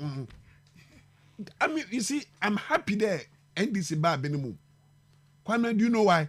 So that the young ones now, after a wall to Aban, when we compare the MPP government when they are in power and NDC to when they are in government. Kwame, na answer more calling. No, oh yeah, a radio calculation be waha. My senior brother so. Uncle, also there, Akufo mama look na actors. Na mama olbo took for na actors what nine. Say, play a comparison, ya be ya akodu baby. What took for na actors what nine will come. Wo you to wo e come ma wo took for what the white marker board. That was the first day I saw white marker board. Mother namde lectures on fuel price. Na kwe yanyim. Kwamina you also one bay and when in their treasure bills. Wakobo Bobo saw treasure bill 67 million Ghana says loan from domestic loans. Kwamina, Mamika Samin said, also the phrase such as Akufo-Addo starting one started boom. What's the difference room? Yes, Ghana football there say you win about 2016. The following year, Ghana from Mawawa enter into free secondary school will go to school free. Kwamina in law, more law kakra me ye bia. What's Shambre bia? They have something we call retrospective effect. Timer and blend or start. So you can't come and sit and tell me that Akufo-Addo 2017 or start free SHSN. And can one over 2016, 2015 or any free? No, the law does not take effect on those third year and second year. It is what the it's 24-hour economy eba Ghana for wobeye edwuma kwen workers bebre.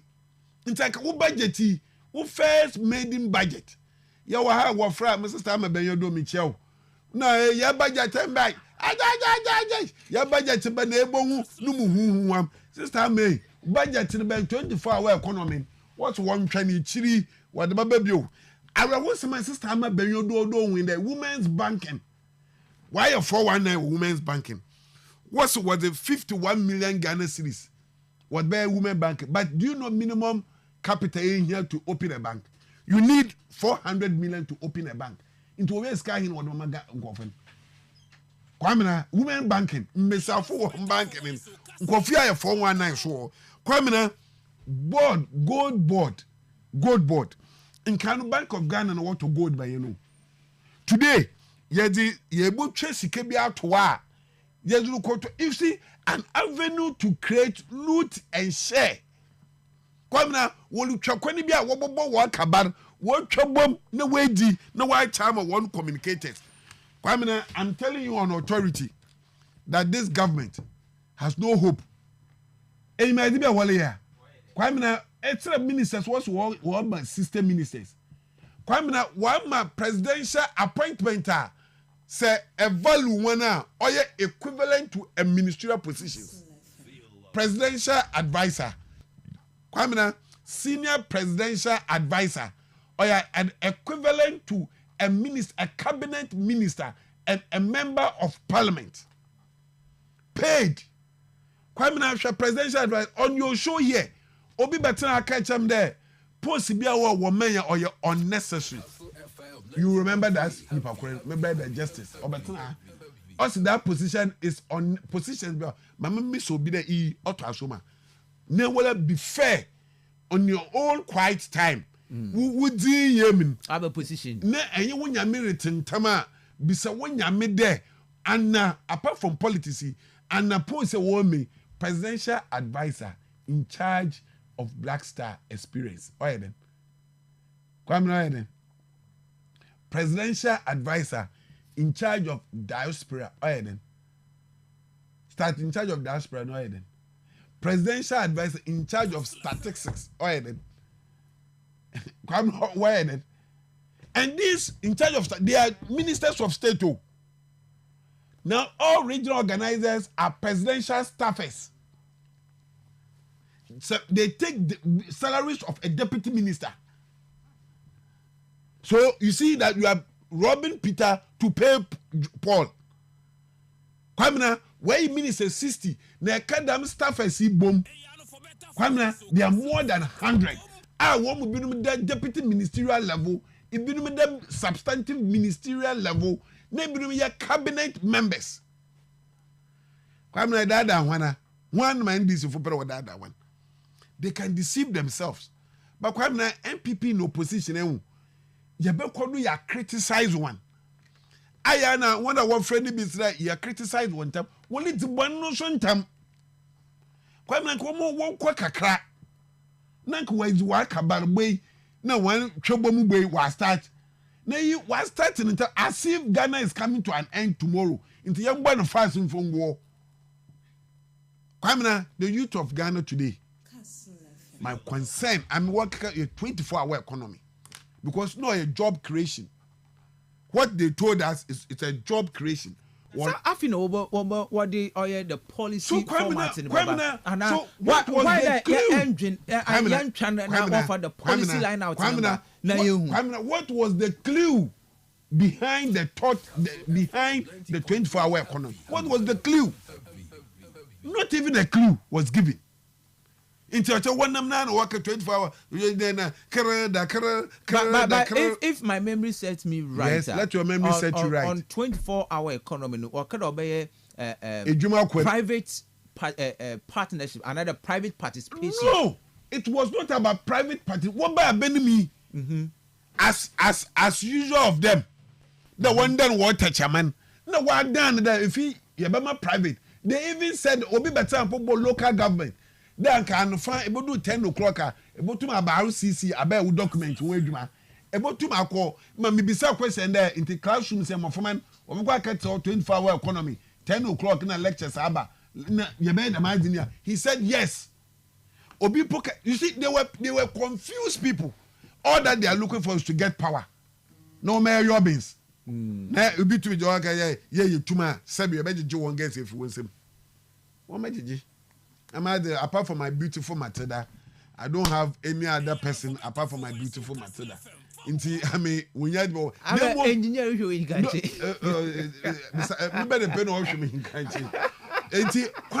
but as a youth, this budget, it's a hollow. But also 100 million allocation for the Ejumura program. This Ejumura program is not targeted at the youth. Or your program be what avenue to create money for their communicators and pay them.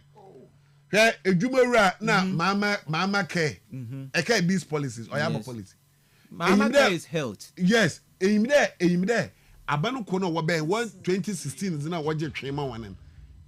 Was the policy be wakafa get be feed off better wine and prako. These things were given to NDC communicators. So what of 300 million allocation for National Apprenticeship Program? Kwamina, my catch over there. And says youth, you know, Bakada we Kwamina, it is different from mentioning figures and implementing them. Apprenticeship program, what kind of details of it were budgeting? You see, more in there, or both figures. 51 million Ghana cedis for women's banking. Forgotten that banking and they buy bank what you 400 million. Kwamina, this amount is for youth in apprenticeship. Cape Coast work for Chairman Apia, Central West Regional Coordinator. I'm announcing to you, Mr. Apia, Chairman Apia. Oh, yes, that is what I have heard. Now, what's the deputy youth organizer? The BSO said, oh, yeah, technical, and also, and Cape Coast Metro. Yeah, that is what I have heard. You see, these are, they want to create some jobs for the guys. I heard it this morning. Chairman, what's I know I am coordinator, regional coordinator for. Oh, I heard it this morning. You get it? Inti appear a friend. Let's be serious. You see, my culture trust some na kade. The woman kasen, what you kasi fino. Ghanaians voted 1.7 million. Messi nyame mo nkuya na yan 2028 vote obaba. Atwa say, you be no me say the way you communicate on the party boko position, you be communicating them. I'm happy. Yen in there. And do you know that yen no communication, decent decorum in opposition. Do you know the kind of thing these guys did in opposition? Do you know? And the way press conference on Kenya pra won't be wo. And the pra and them if you talk right there, pra not to them. Maybe so proud to them. And then ko dunko pra so police no on mine of Mukwa traditional area. No district police commander. Wo tu sawa word. Wo kwen wo jironsunechi. Wo tu wonkom na mbrant and jo no wale ya gala no what one is baba ye de ko baba engineer I say want to mean galam safe and him say it what did you scout galam safe for no what catch one there what bad they will get them back to their pit in there anka bani paro kwa catch galam safe for they are both chairman are both to lead them and tell them that power. But I mean, recently, watching Echo or Western North, where sees excavators in Azibi. What's his name? But I'm on back. Oh, they're giving them the excavator. Erastus. Guy no friend, a joy. Guy. Erastus. Say, well, no, my friend. What the more on that ben? On that from head national Jubilee House to them, they've released those. Deben. Deben, what you want? Deben, what you want? Deben, what you want? What's the better what you want? On the member down no wabachi a mining company to letter come out Western Regional Police Commander there, Elembele chairman, or a modern galamsey na. Modern galamsey, Elembele constituency chairman. No about doing so chairman ko confront one there. When me ye nyeska de ba bem. Nkwada we de ka gi o musika. All right. Engineer Isaac Newton Dick and I'd say Renkanebusi also for messages in the Fabra 0244 408 046 0244 408 354 0244 408 046 0244 408 354. Now, men can men far more. Tell engineer that when our government, the MPP was in power, the latter budget were praised and accustomed best ever. So even if the budget is hell-bound, he should allow the NDC import the supposed awful policies. Aim high from Elmina. Okay, aim high, Medasi. Maybe I had this in that. Okay. I'll see. This current government has presented to us this budget all because they promised Ghanaians during the general elections last year to scrap certain levies at all costs due to propaganda and power hunger. So they had no option but to implement what they promised, as else they would have been in hot waters. The finance minister is very stressed. Frankly, the reality is real and the NDC party has no excuses for anything but to stay truthful and do the needful. K from Oye Pedu. K made I say, because boss, please help me. How many people were employed as presidential staffers during NPP time? He who calls for equity must come with clean hands. From abattoir, from Abra. Okay, abattoir, Abra. Okay. All right. My also messages in Mbra. na menkane mo 02447 0244408046 0244408354.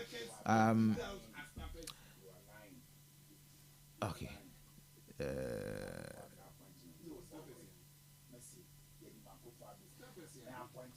I see. Destiny has guided my path. Atuforson reflects on his journey to finance ministry. Oh, okay. All right. Medasi. Eyina Ezebe.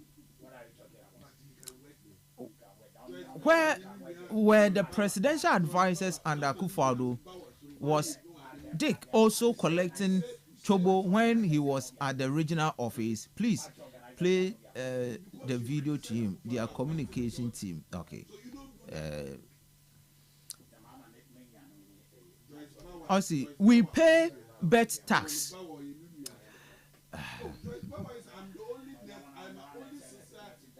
Okay. Isaac Adongo once said money allocated in the budget was audio money. So what has changed today? Mr. Pia, how come the free teacher did not include the private school, secondary schools? Or Mahama did not make such promise? Bro, I am shocked about the jubilation of NDC and Apia reading the budget and implementing the budget is not the same. They are happy with this abolition of taxes and levies. But my brother, what will be the impact of the Ghanaian? How will it affect kinky, cement, fuel, Kobe? You remember George's Atta and general goods in this country. I can bet you the traders of this country will not reduce prices. Okay. Atuesuman Pa, have you seen the policy document? But we have been told by the finance minister that it has been implemented. A typical example is when we were told by Ablakwa that the passport office is now working 24 hours. My brother, go to the passport office at Aquarium, whether it's working 24 hours. Okay. Medasi. Ankra to Medasi. Shamaba, Dina Binya. Now, the Obia Bejidi budget is read. NPP haven't seen anything yet. Allah, NPP, Aji 25th April 2084. What is this NPP guy saying? Betting tax is not what? Effective massa. This guy is not serious.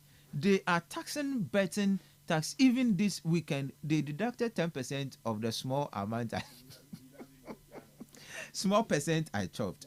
Okay. Good afternoon. I'm Richie K from Abraham. I'm a bit worried about the budget because I didn't hear anything from sports, and it seems government hasn't seen how deplorable state our stadia are. Government should solicit a legal fund backed by the FA to ensure our stadiums are well maintained and managed. CAF recently banned Ghana from playing football in Ghana. It's not true. CAF banned some of the pitches in our banned Ghana from playing football in Ghana. And it was a shame to us as we claimed Ghana to be a football nation. Thank you. Yes, there was a ban on sports stadiums in Ghana, some of the sports stadiums. But when placed a ban on Ghana not playing football in Ghana, all right. But subsequently, we played the match here. So, the National Democratic Party has brought back Dumso. No women's back. Okay, you're talking about women's bank. What the Dumso na about KK Aidan. Okay, KK Medase. We saw Chibia mobile phone lines in the one so. Abembi budget na nyame adomo chena ene yebokomiye na ya hwe the specifics. But chairman, what's it? There's a distinction between allocation of monies into certain areas and then also implementation. How sure are we that these allocations are already budgeted? Why the implementation will follow suit? just 3 minutes. Mintil. Come now, my submission is a team. I made mention of that there. I'm boy in there. Allocations in a way in over to my implement ma and one other one to one at one. I'm there. I'm the mama or can. Oh, yeah. And so you'll be cry about on the number before I made mommy submission. I don't think the mama's gun and you be a busy. One main example. You're Independence Day. Or catch a gun there. This time around, the economy, I know. Yeah, physical discipline, no. And we will not joke with. We will make sure that we will not misuse money, sir. Or the year to me use near the year as a papa. Today, you know me betting tax a wajin whiskey and po one in Paul Wunuko na GRE for Wabakade, what JC Kadodo, them. Come like a bit dodo than I impo. Can I make come for him submission in Pocho? Mountain mom. 60 million. No, 15 million. 15 million. So the target was 60 million at the end of the football season. They were able to generate 15 million. 15 million in jail hospital in Panazia. Echo, a room here cry, but can for day for me. Yeah. Oh, Mopocho. And when your hand yet see there, your baby abba, corridor Abama, in California problem. And see Echo Hospital, we are known to me Yampo crying that do. I mean, I name hospital we on B15. And said the miss can be na yen. I see. There's a damn percentage in the bear manche. Yes, the youth for one gamble and I one bet. It was a funny talk. Bet it on what did that do? Your lottery did that engineer and Pobino tray. Or two Mazian license in the Wabe engineer and the operator and as we. And also I was own Cabazida. So yeah, Nigeria and Yawa and she has a white powder be. Or you dress butcher no. Near Cadets on two bet it don't. So I told that boom. Inti I'm on one but I'm radio do because of politics into Beza Queen train upon each other. Said Dr. Baomi Adam and all that chain is a friend on Chin film because on Fatten or your fancy ba me penasam. Debbie on your baby papa bijina motuma kono. Inti Masren on do a fancy. Okay. Eja by inti kwam na say bisa I'm there yaka. And mama so waka chaga na nyi bia there. Or bed or very set. Kachaga na nyi bia do be bia no. On faga na nyi bia in Zagreb. Ma we pay our budget in bia no. Me we need some there. So we should be assured that these allocations will be implemented. It will be implemented. Okay. Thank you. So Mako Amakofibua ne X space. Wabra Wakojiji and Oko CZ excavator that was between Saturday and Sunday. Friday and Saturday or Saturday and Sunday. Yeah. That was when these excavators, was CZ so last updated was on the 9th and the 11th. So Sunday. So it was between Saturday and Sunday. And I was CZ those excavators, or Atria Forest or Western North. Engineer. Kwamina, Obialo Ni mi behind him there. Cheche Juma, me Chaloto, me ye bimpo. Now, Kwame, do you know the funny aspect of it? I mean, Loto we Juma, me ya papa, Babun Trebida. Kwamina, say, boy, lottery, they mean your way Juma. There's a magic ticket, offend ticket. We are obi be ye overpayment mohu. Obi be ye offend duplicate. I want to duplicate when winning sim munimutu. Atama say, yawo. You see, me could be onyim. Onyim ye. Na de be obisa kwabe. Na yim loto we dwa pa na ntwem so no. Min twa bi da. Why in my lifetime, one soccer bet, my one sport, where can the Mumbo Black Star prize 5 within trade. I'm sure by your kwama. Okay, and to be that. Inti Chamadapia. You see, make a member of Ghana Institute of Engineers. I think 3 years ago. Me induction. Me no Accra. Salmoko was the Moko Engineering Council. Last year, no was the Moko Engineering Council. May a full engineer in Ghana. There's no single day I made the lottery. No. But as part of it was on the lighter note. On the lighter note, but what came from him? So I don't open to what but I'm from better pain. Obi one was in pain, no dey sisu into my country nche better pain. Into no want say mama nche massive. But Kwamina, yes, just a minute. Kwamina ye kwen enyim ne wa. Hwe ye better ha mama ye fa nye rofo. Oye politicians ayo ye there. Ghana for one for NDC bo wali yet. Or ma Ghana for actually be one for you serious. You know about your business and walk. You were by why there you scratch my back, I scratch your back. No walk. No. Kwamina ma yeti ya no asan. You make sure in the private school for your way dodge. In the private schools, mama you on way dodge. And say money allocation to free SHS no. But do you know the problem they make on account? Kwamina, do you know because the money has been increased. Kwamina, in Central Region, Mr. Pierre Kawubi, they came and met Private Schools Association and assured them that war in policies are free SHS will include one. Oh, Uncle, I'm going to mean that with you. I mean, but yeah, what kind of include the private secondary schools in free SHS? Church of Pentecost, Guabra District. My pastor, you will be able to take program. So when I'm here, I'm talking, I'm being guided that my pastor, Patrick, Ayite, on team. Into Kwamina, I'm not the type. Kwamina, oh, Nalo Nyim or Kawubi. Oh, Kawubi. They promised them that what Bema free SHS and Waba absorb. I mean, Anya Kram, Yaba Benim, Mukroma Abiaze Chakwen, Abiadi State College. Ya can one now what come or lobby what government absorbing that Sibre Quebu will be a Michen. Or Yadi, who school now, what was the issue infrastructure wise now, or suffered that ban offer. Makawubi, under Kwamina Duncan. But I say, you know what, you're per bass, Amon, honorable Kwamina Duncan can be. Engineer Isaac Newton Dick, but I say, Master, tell the NDC man to stop lies to Ghanaians and NDC. We work hard to Ghanaians from Equafo, Nyamransa. Okay.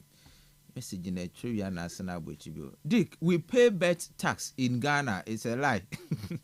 Good afternoon, Kabada.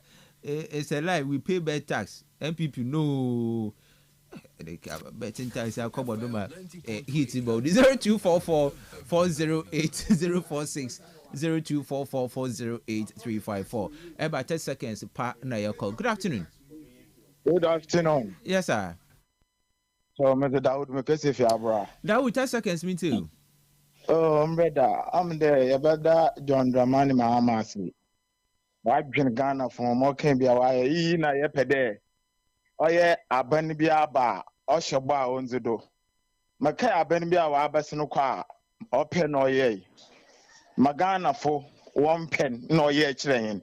Inti Yabetre, Ibiansia, Abania Wabi. Now what kind 1 year Magana for when you want time? Then Mama, yes, and that's it, naturally. Yeah, that's it. Good afternoon. Hello, good afternoon. Good afternoon, Mommy. From Auntie Grace. You, Auntie Grace, but you're from me. No, from Peterson. All right, Mommy, me too. I did go someone and why I know comedian. And no, but now what? Oh, concert to go to as some people, Nyan Kuno to work and not die a concert. And that. Mommy, Auntie Grace, Mommy, hello.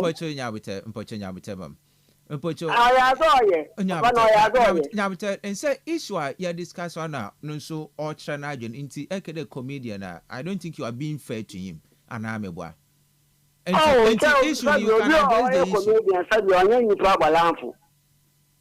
Oh, you pass and to pursue no baby.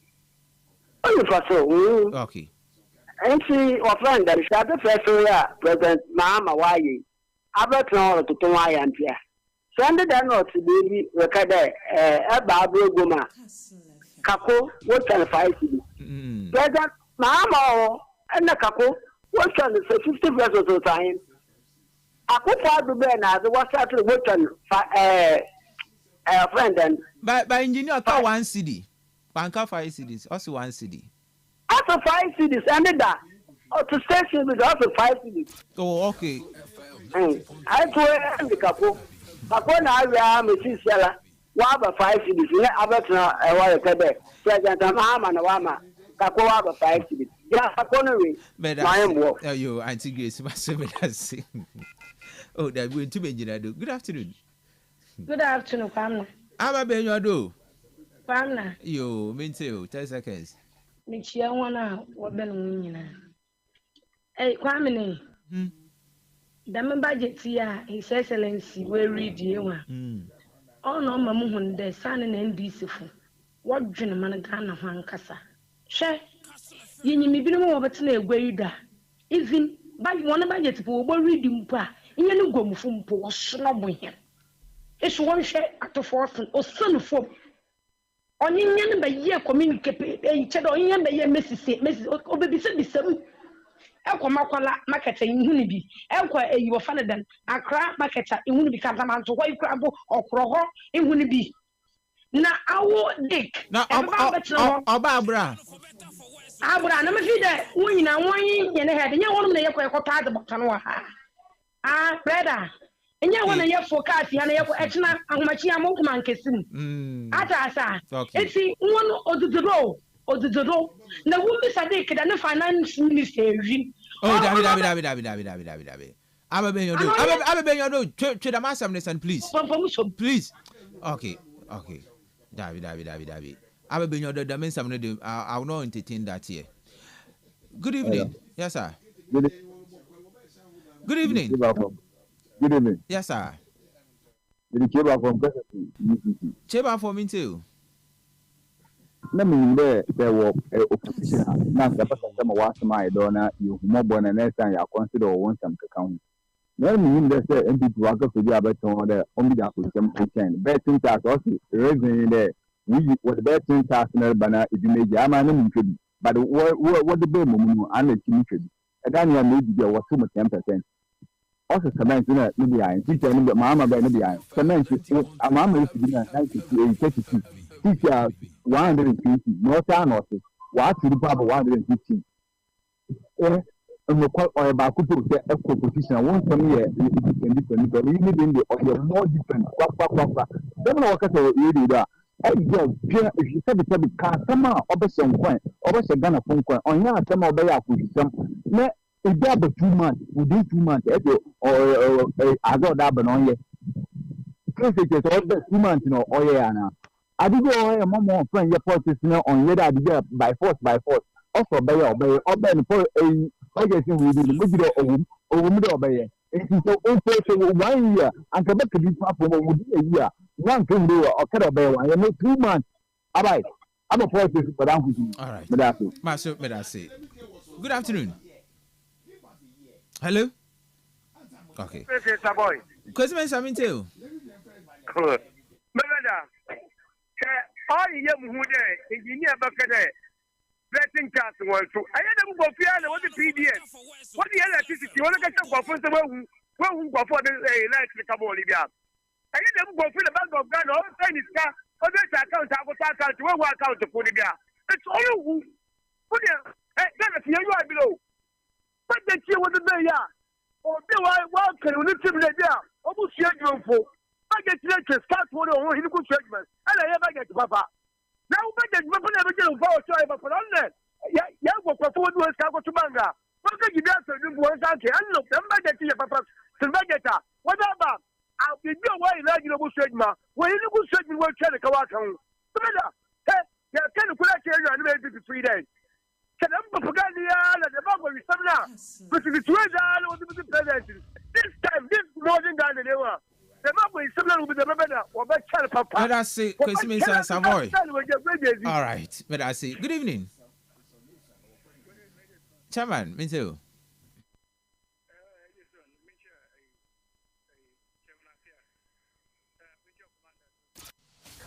Kastle 90.3. Heavy.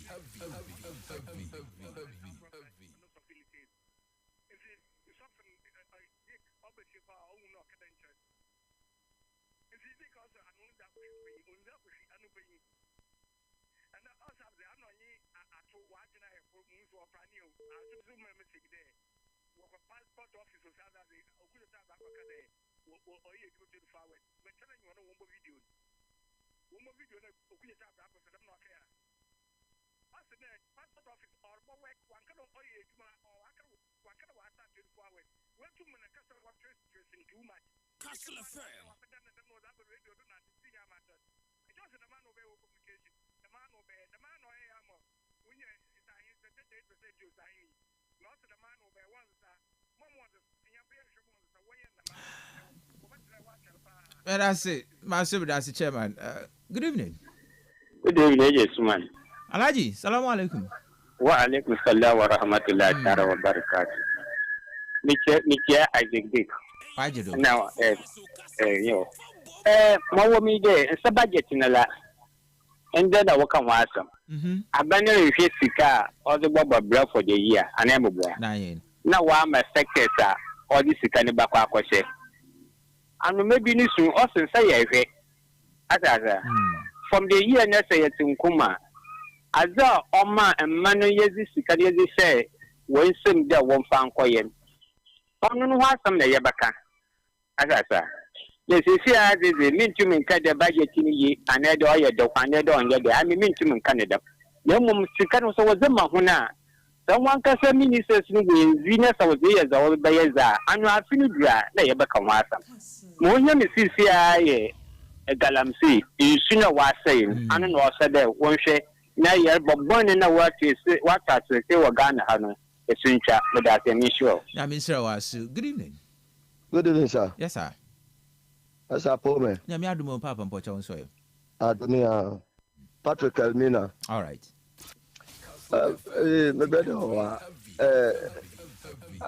Engineer me penasam Central come penasam there. Sometimes I'm in this no qual. Sometimes I send you where he give facts. The also end this and but you have to prepare yourself very well. On your day be today, day another day. And she no oracle about their Chicago to more than it would Bibian Kakakra. Yeah, you shady. I'm away to my boy. Two, me pedal catch my bed engineer so that them or church and you she shall be in man. I was started the orange Juma.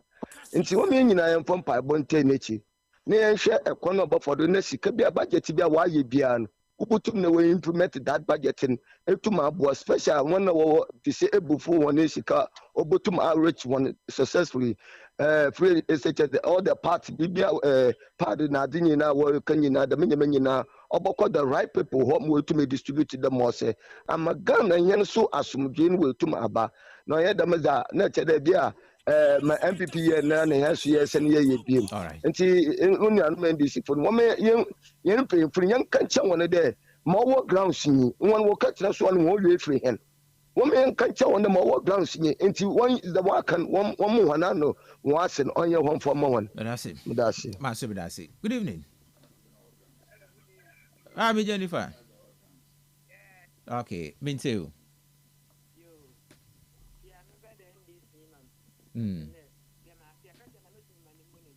All right.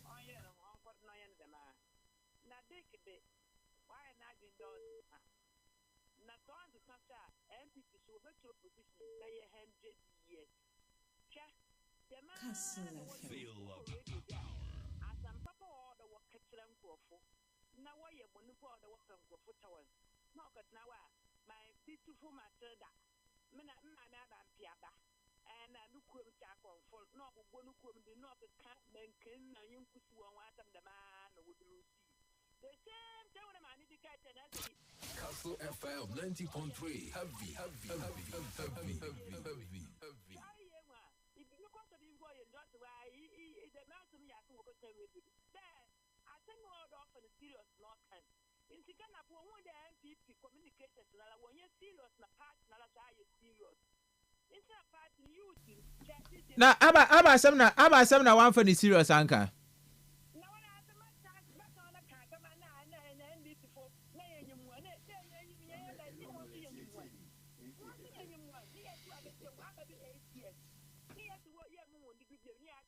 All right.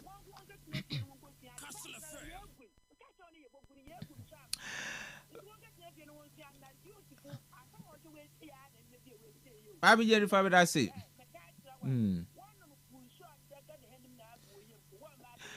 But I say, all right, you.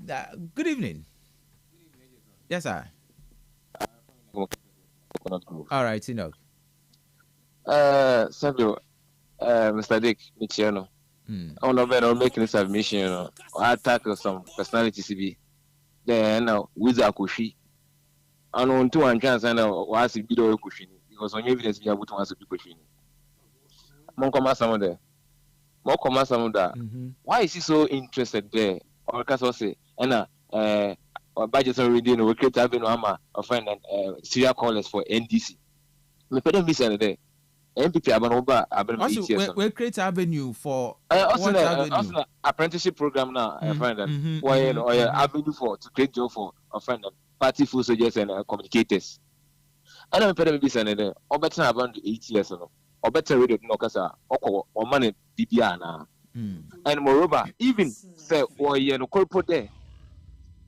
So in corporate will create a juma was party full soldiers another often communicators another party communicators no 1 year Ghanaians na several a Ghana for into saving Ghana by and a political party garaba so party E or group party B let's say your a juma will create no so buffer friend and communicators and other full soldiers they are also Ghanaians they are eligible to work. Someone criticize it for only for party for this another bibida. All right. I see. Papa, I am a last caller. 30 seconds for Madase. The Mabili. Hello. Hello. How about you too? The Mabili no yet. Oh. Hello. Hello. Yes. Well, I know Katu unti on my auntie. Hello. Ma. And one what about my one is bill? Oh. Boko. Mia that 1 5 year juma. No. It's rather unfortunate. We can't continue like this. Papa is a fetcham because all I wrote to Mutra na yanti asama Erica is a fetcham. I fetcham yana brennan so no the opportunity, but all I need is in ball fetcham bebre. All right. Ebusha de see. My messages in Embra. Mention there a be wahadia. Meaning film for na yanko in any one hour friend of my stray. Engineer, just 10 seconds, Yanko. Mesra one day in as much as you better ha. Ye can say no tone.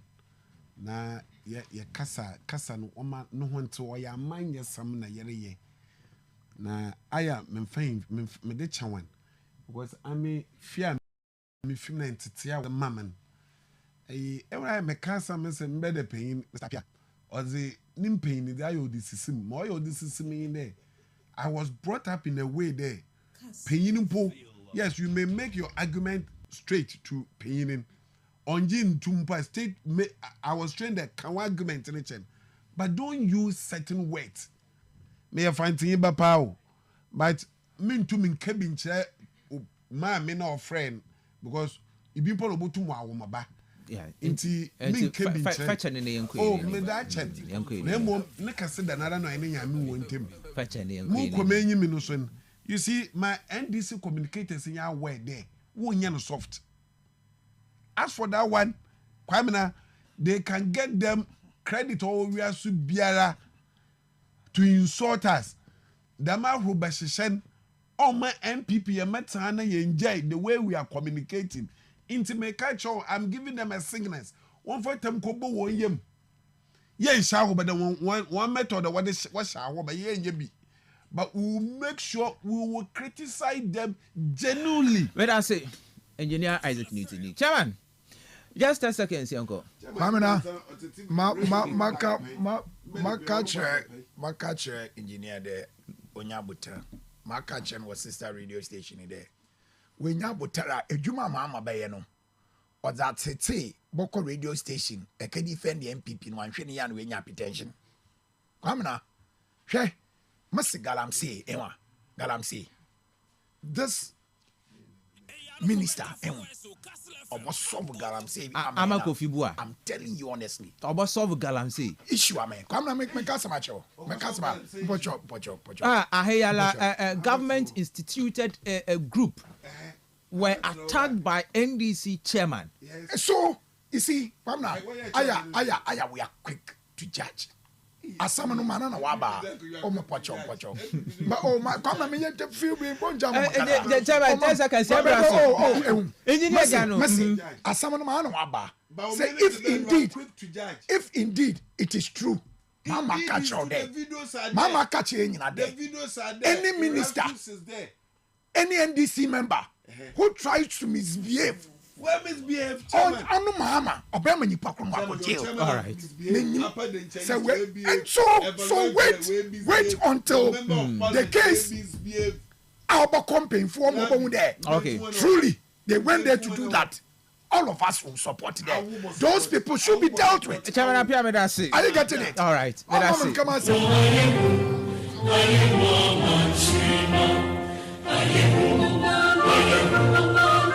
All right, we say this. Your resort na yako. As then been come Betway, the maso and a Ridge Royal Hotel, but your resort crano. Young wishy, your mommy, happy birthday. Yeah, mommy, Beatrice, happy birthday. Encore and far more, happy birthday. In comma, yeah, mommy, Beatrice, free. Wow, Mavis, immigration officer. Mavis or immigration officer, and also young wish you happy birthday. And see, mommy Beatrice, if you are Oba Mavis, or say, Yami in show bebre, Mama Beatrice, happy birthday to you. You from Wankasa Oba Mavis, or your immigration officer, or Yami show, or do. Za aya menina and the redu afi in kwatinten and ahoden in the sika and I was demo was in yina na po umpocho inti yami so mami Beatrice happy birthday to you. All right, as then been called my chairman appear Damason engineer Isaac Newton Dick, my production team and afi one will train to Facebook and YouTube yeah the one you say come to some many music yami adomochna yabesan eshibio na is in common our budget. You be involved the major stakeholders na easy in common afon. And Timin Kibiwa in Pimpri Ahanam Ubesi. Have a wonderful good evening. Bye bye.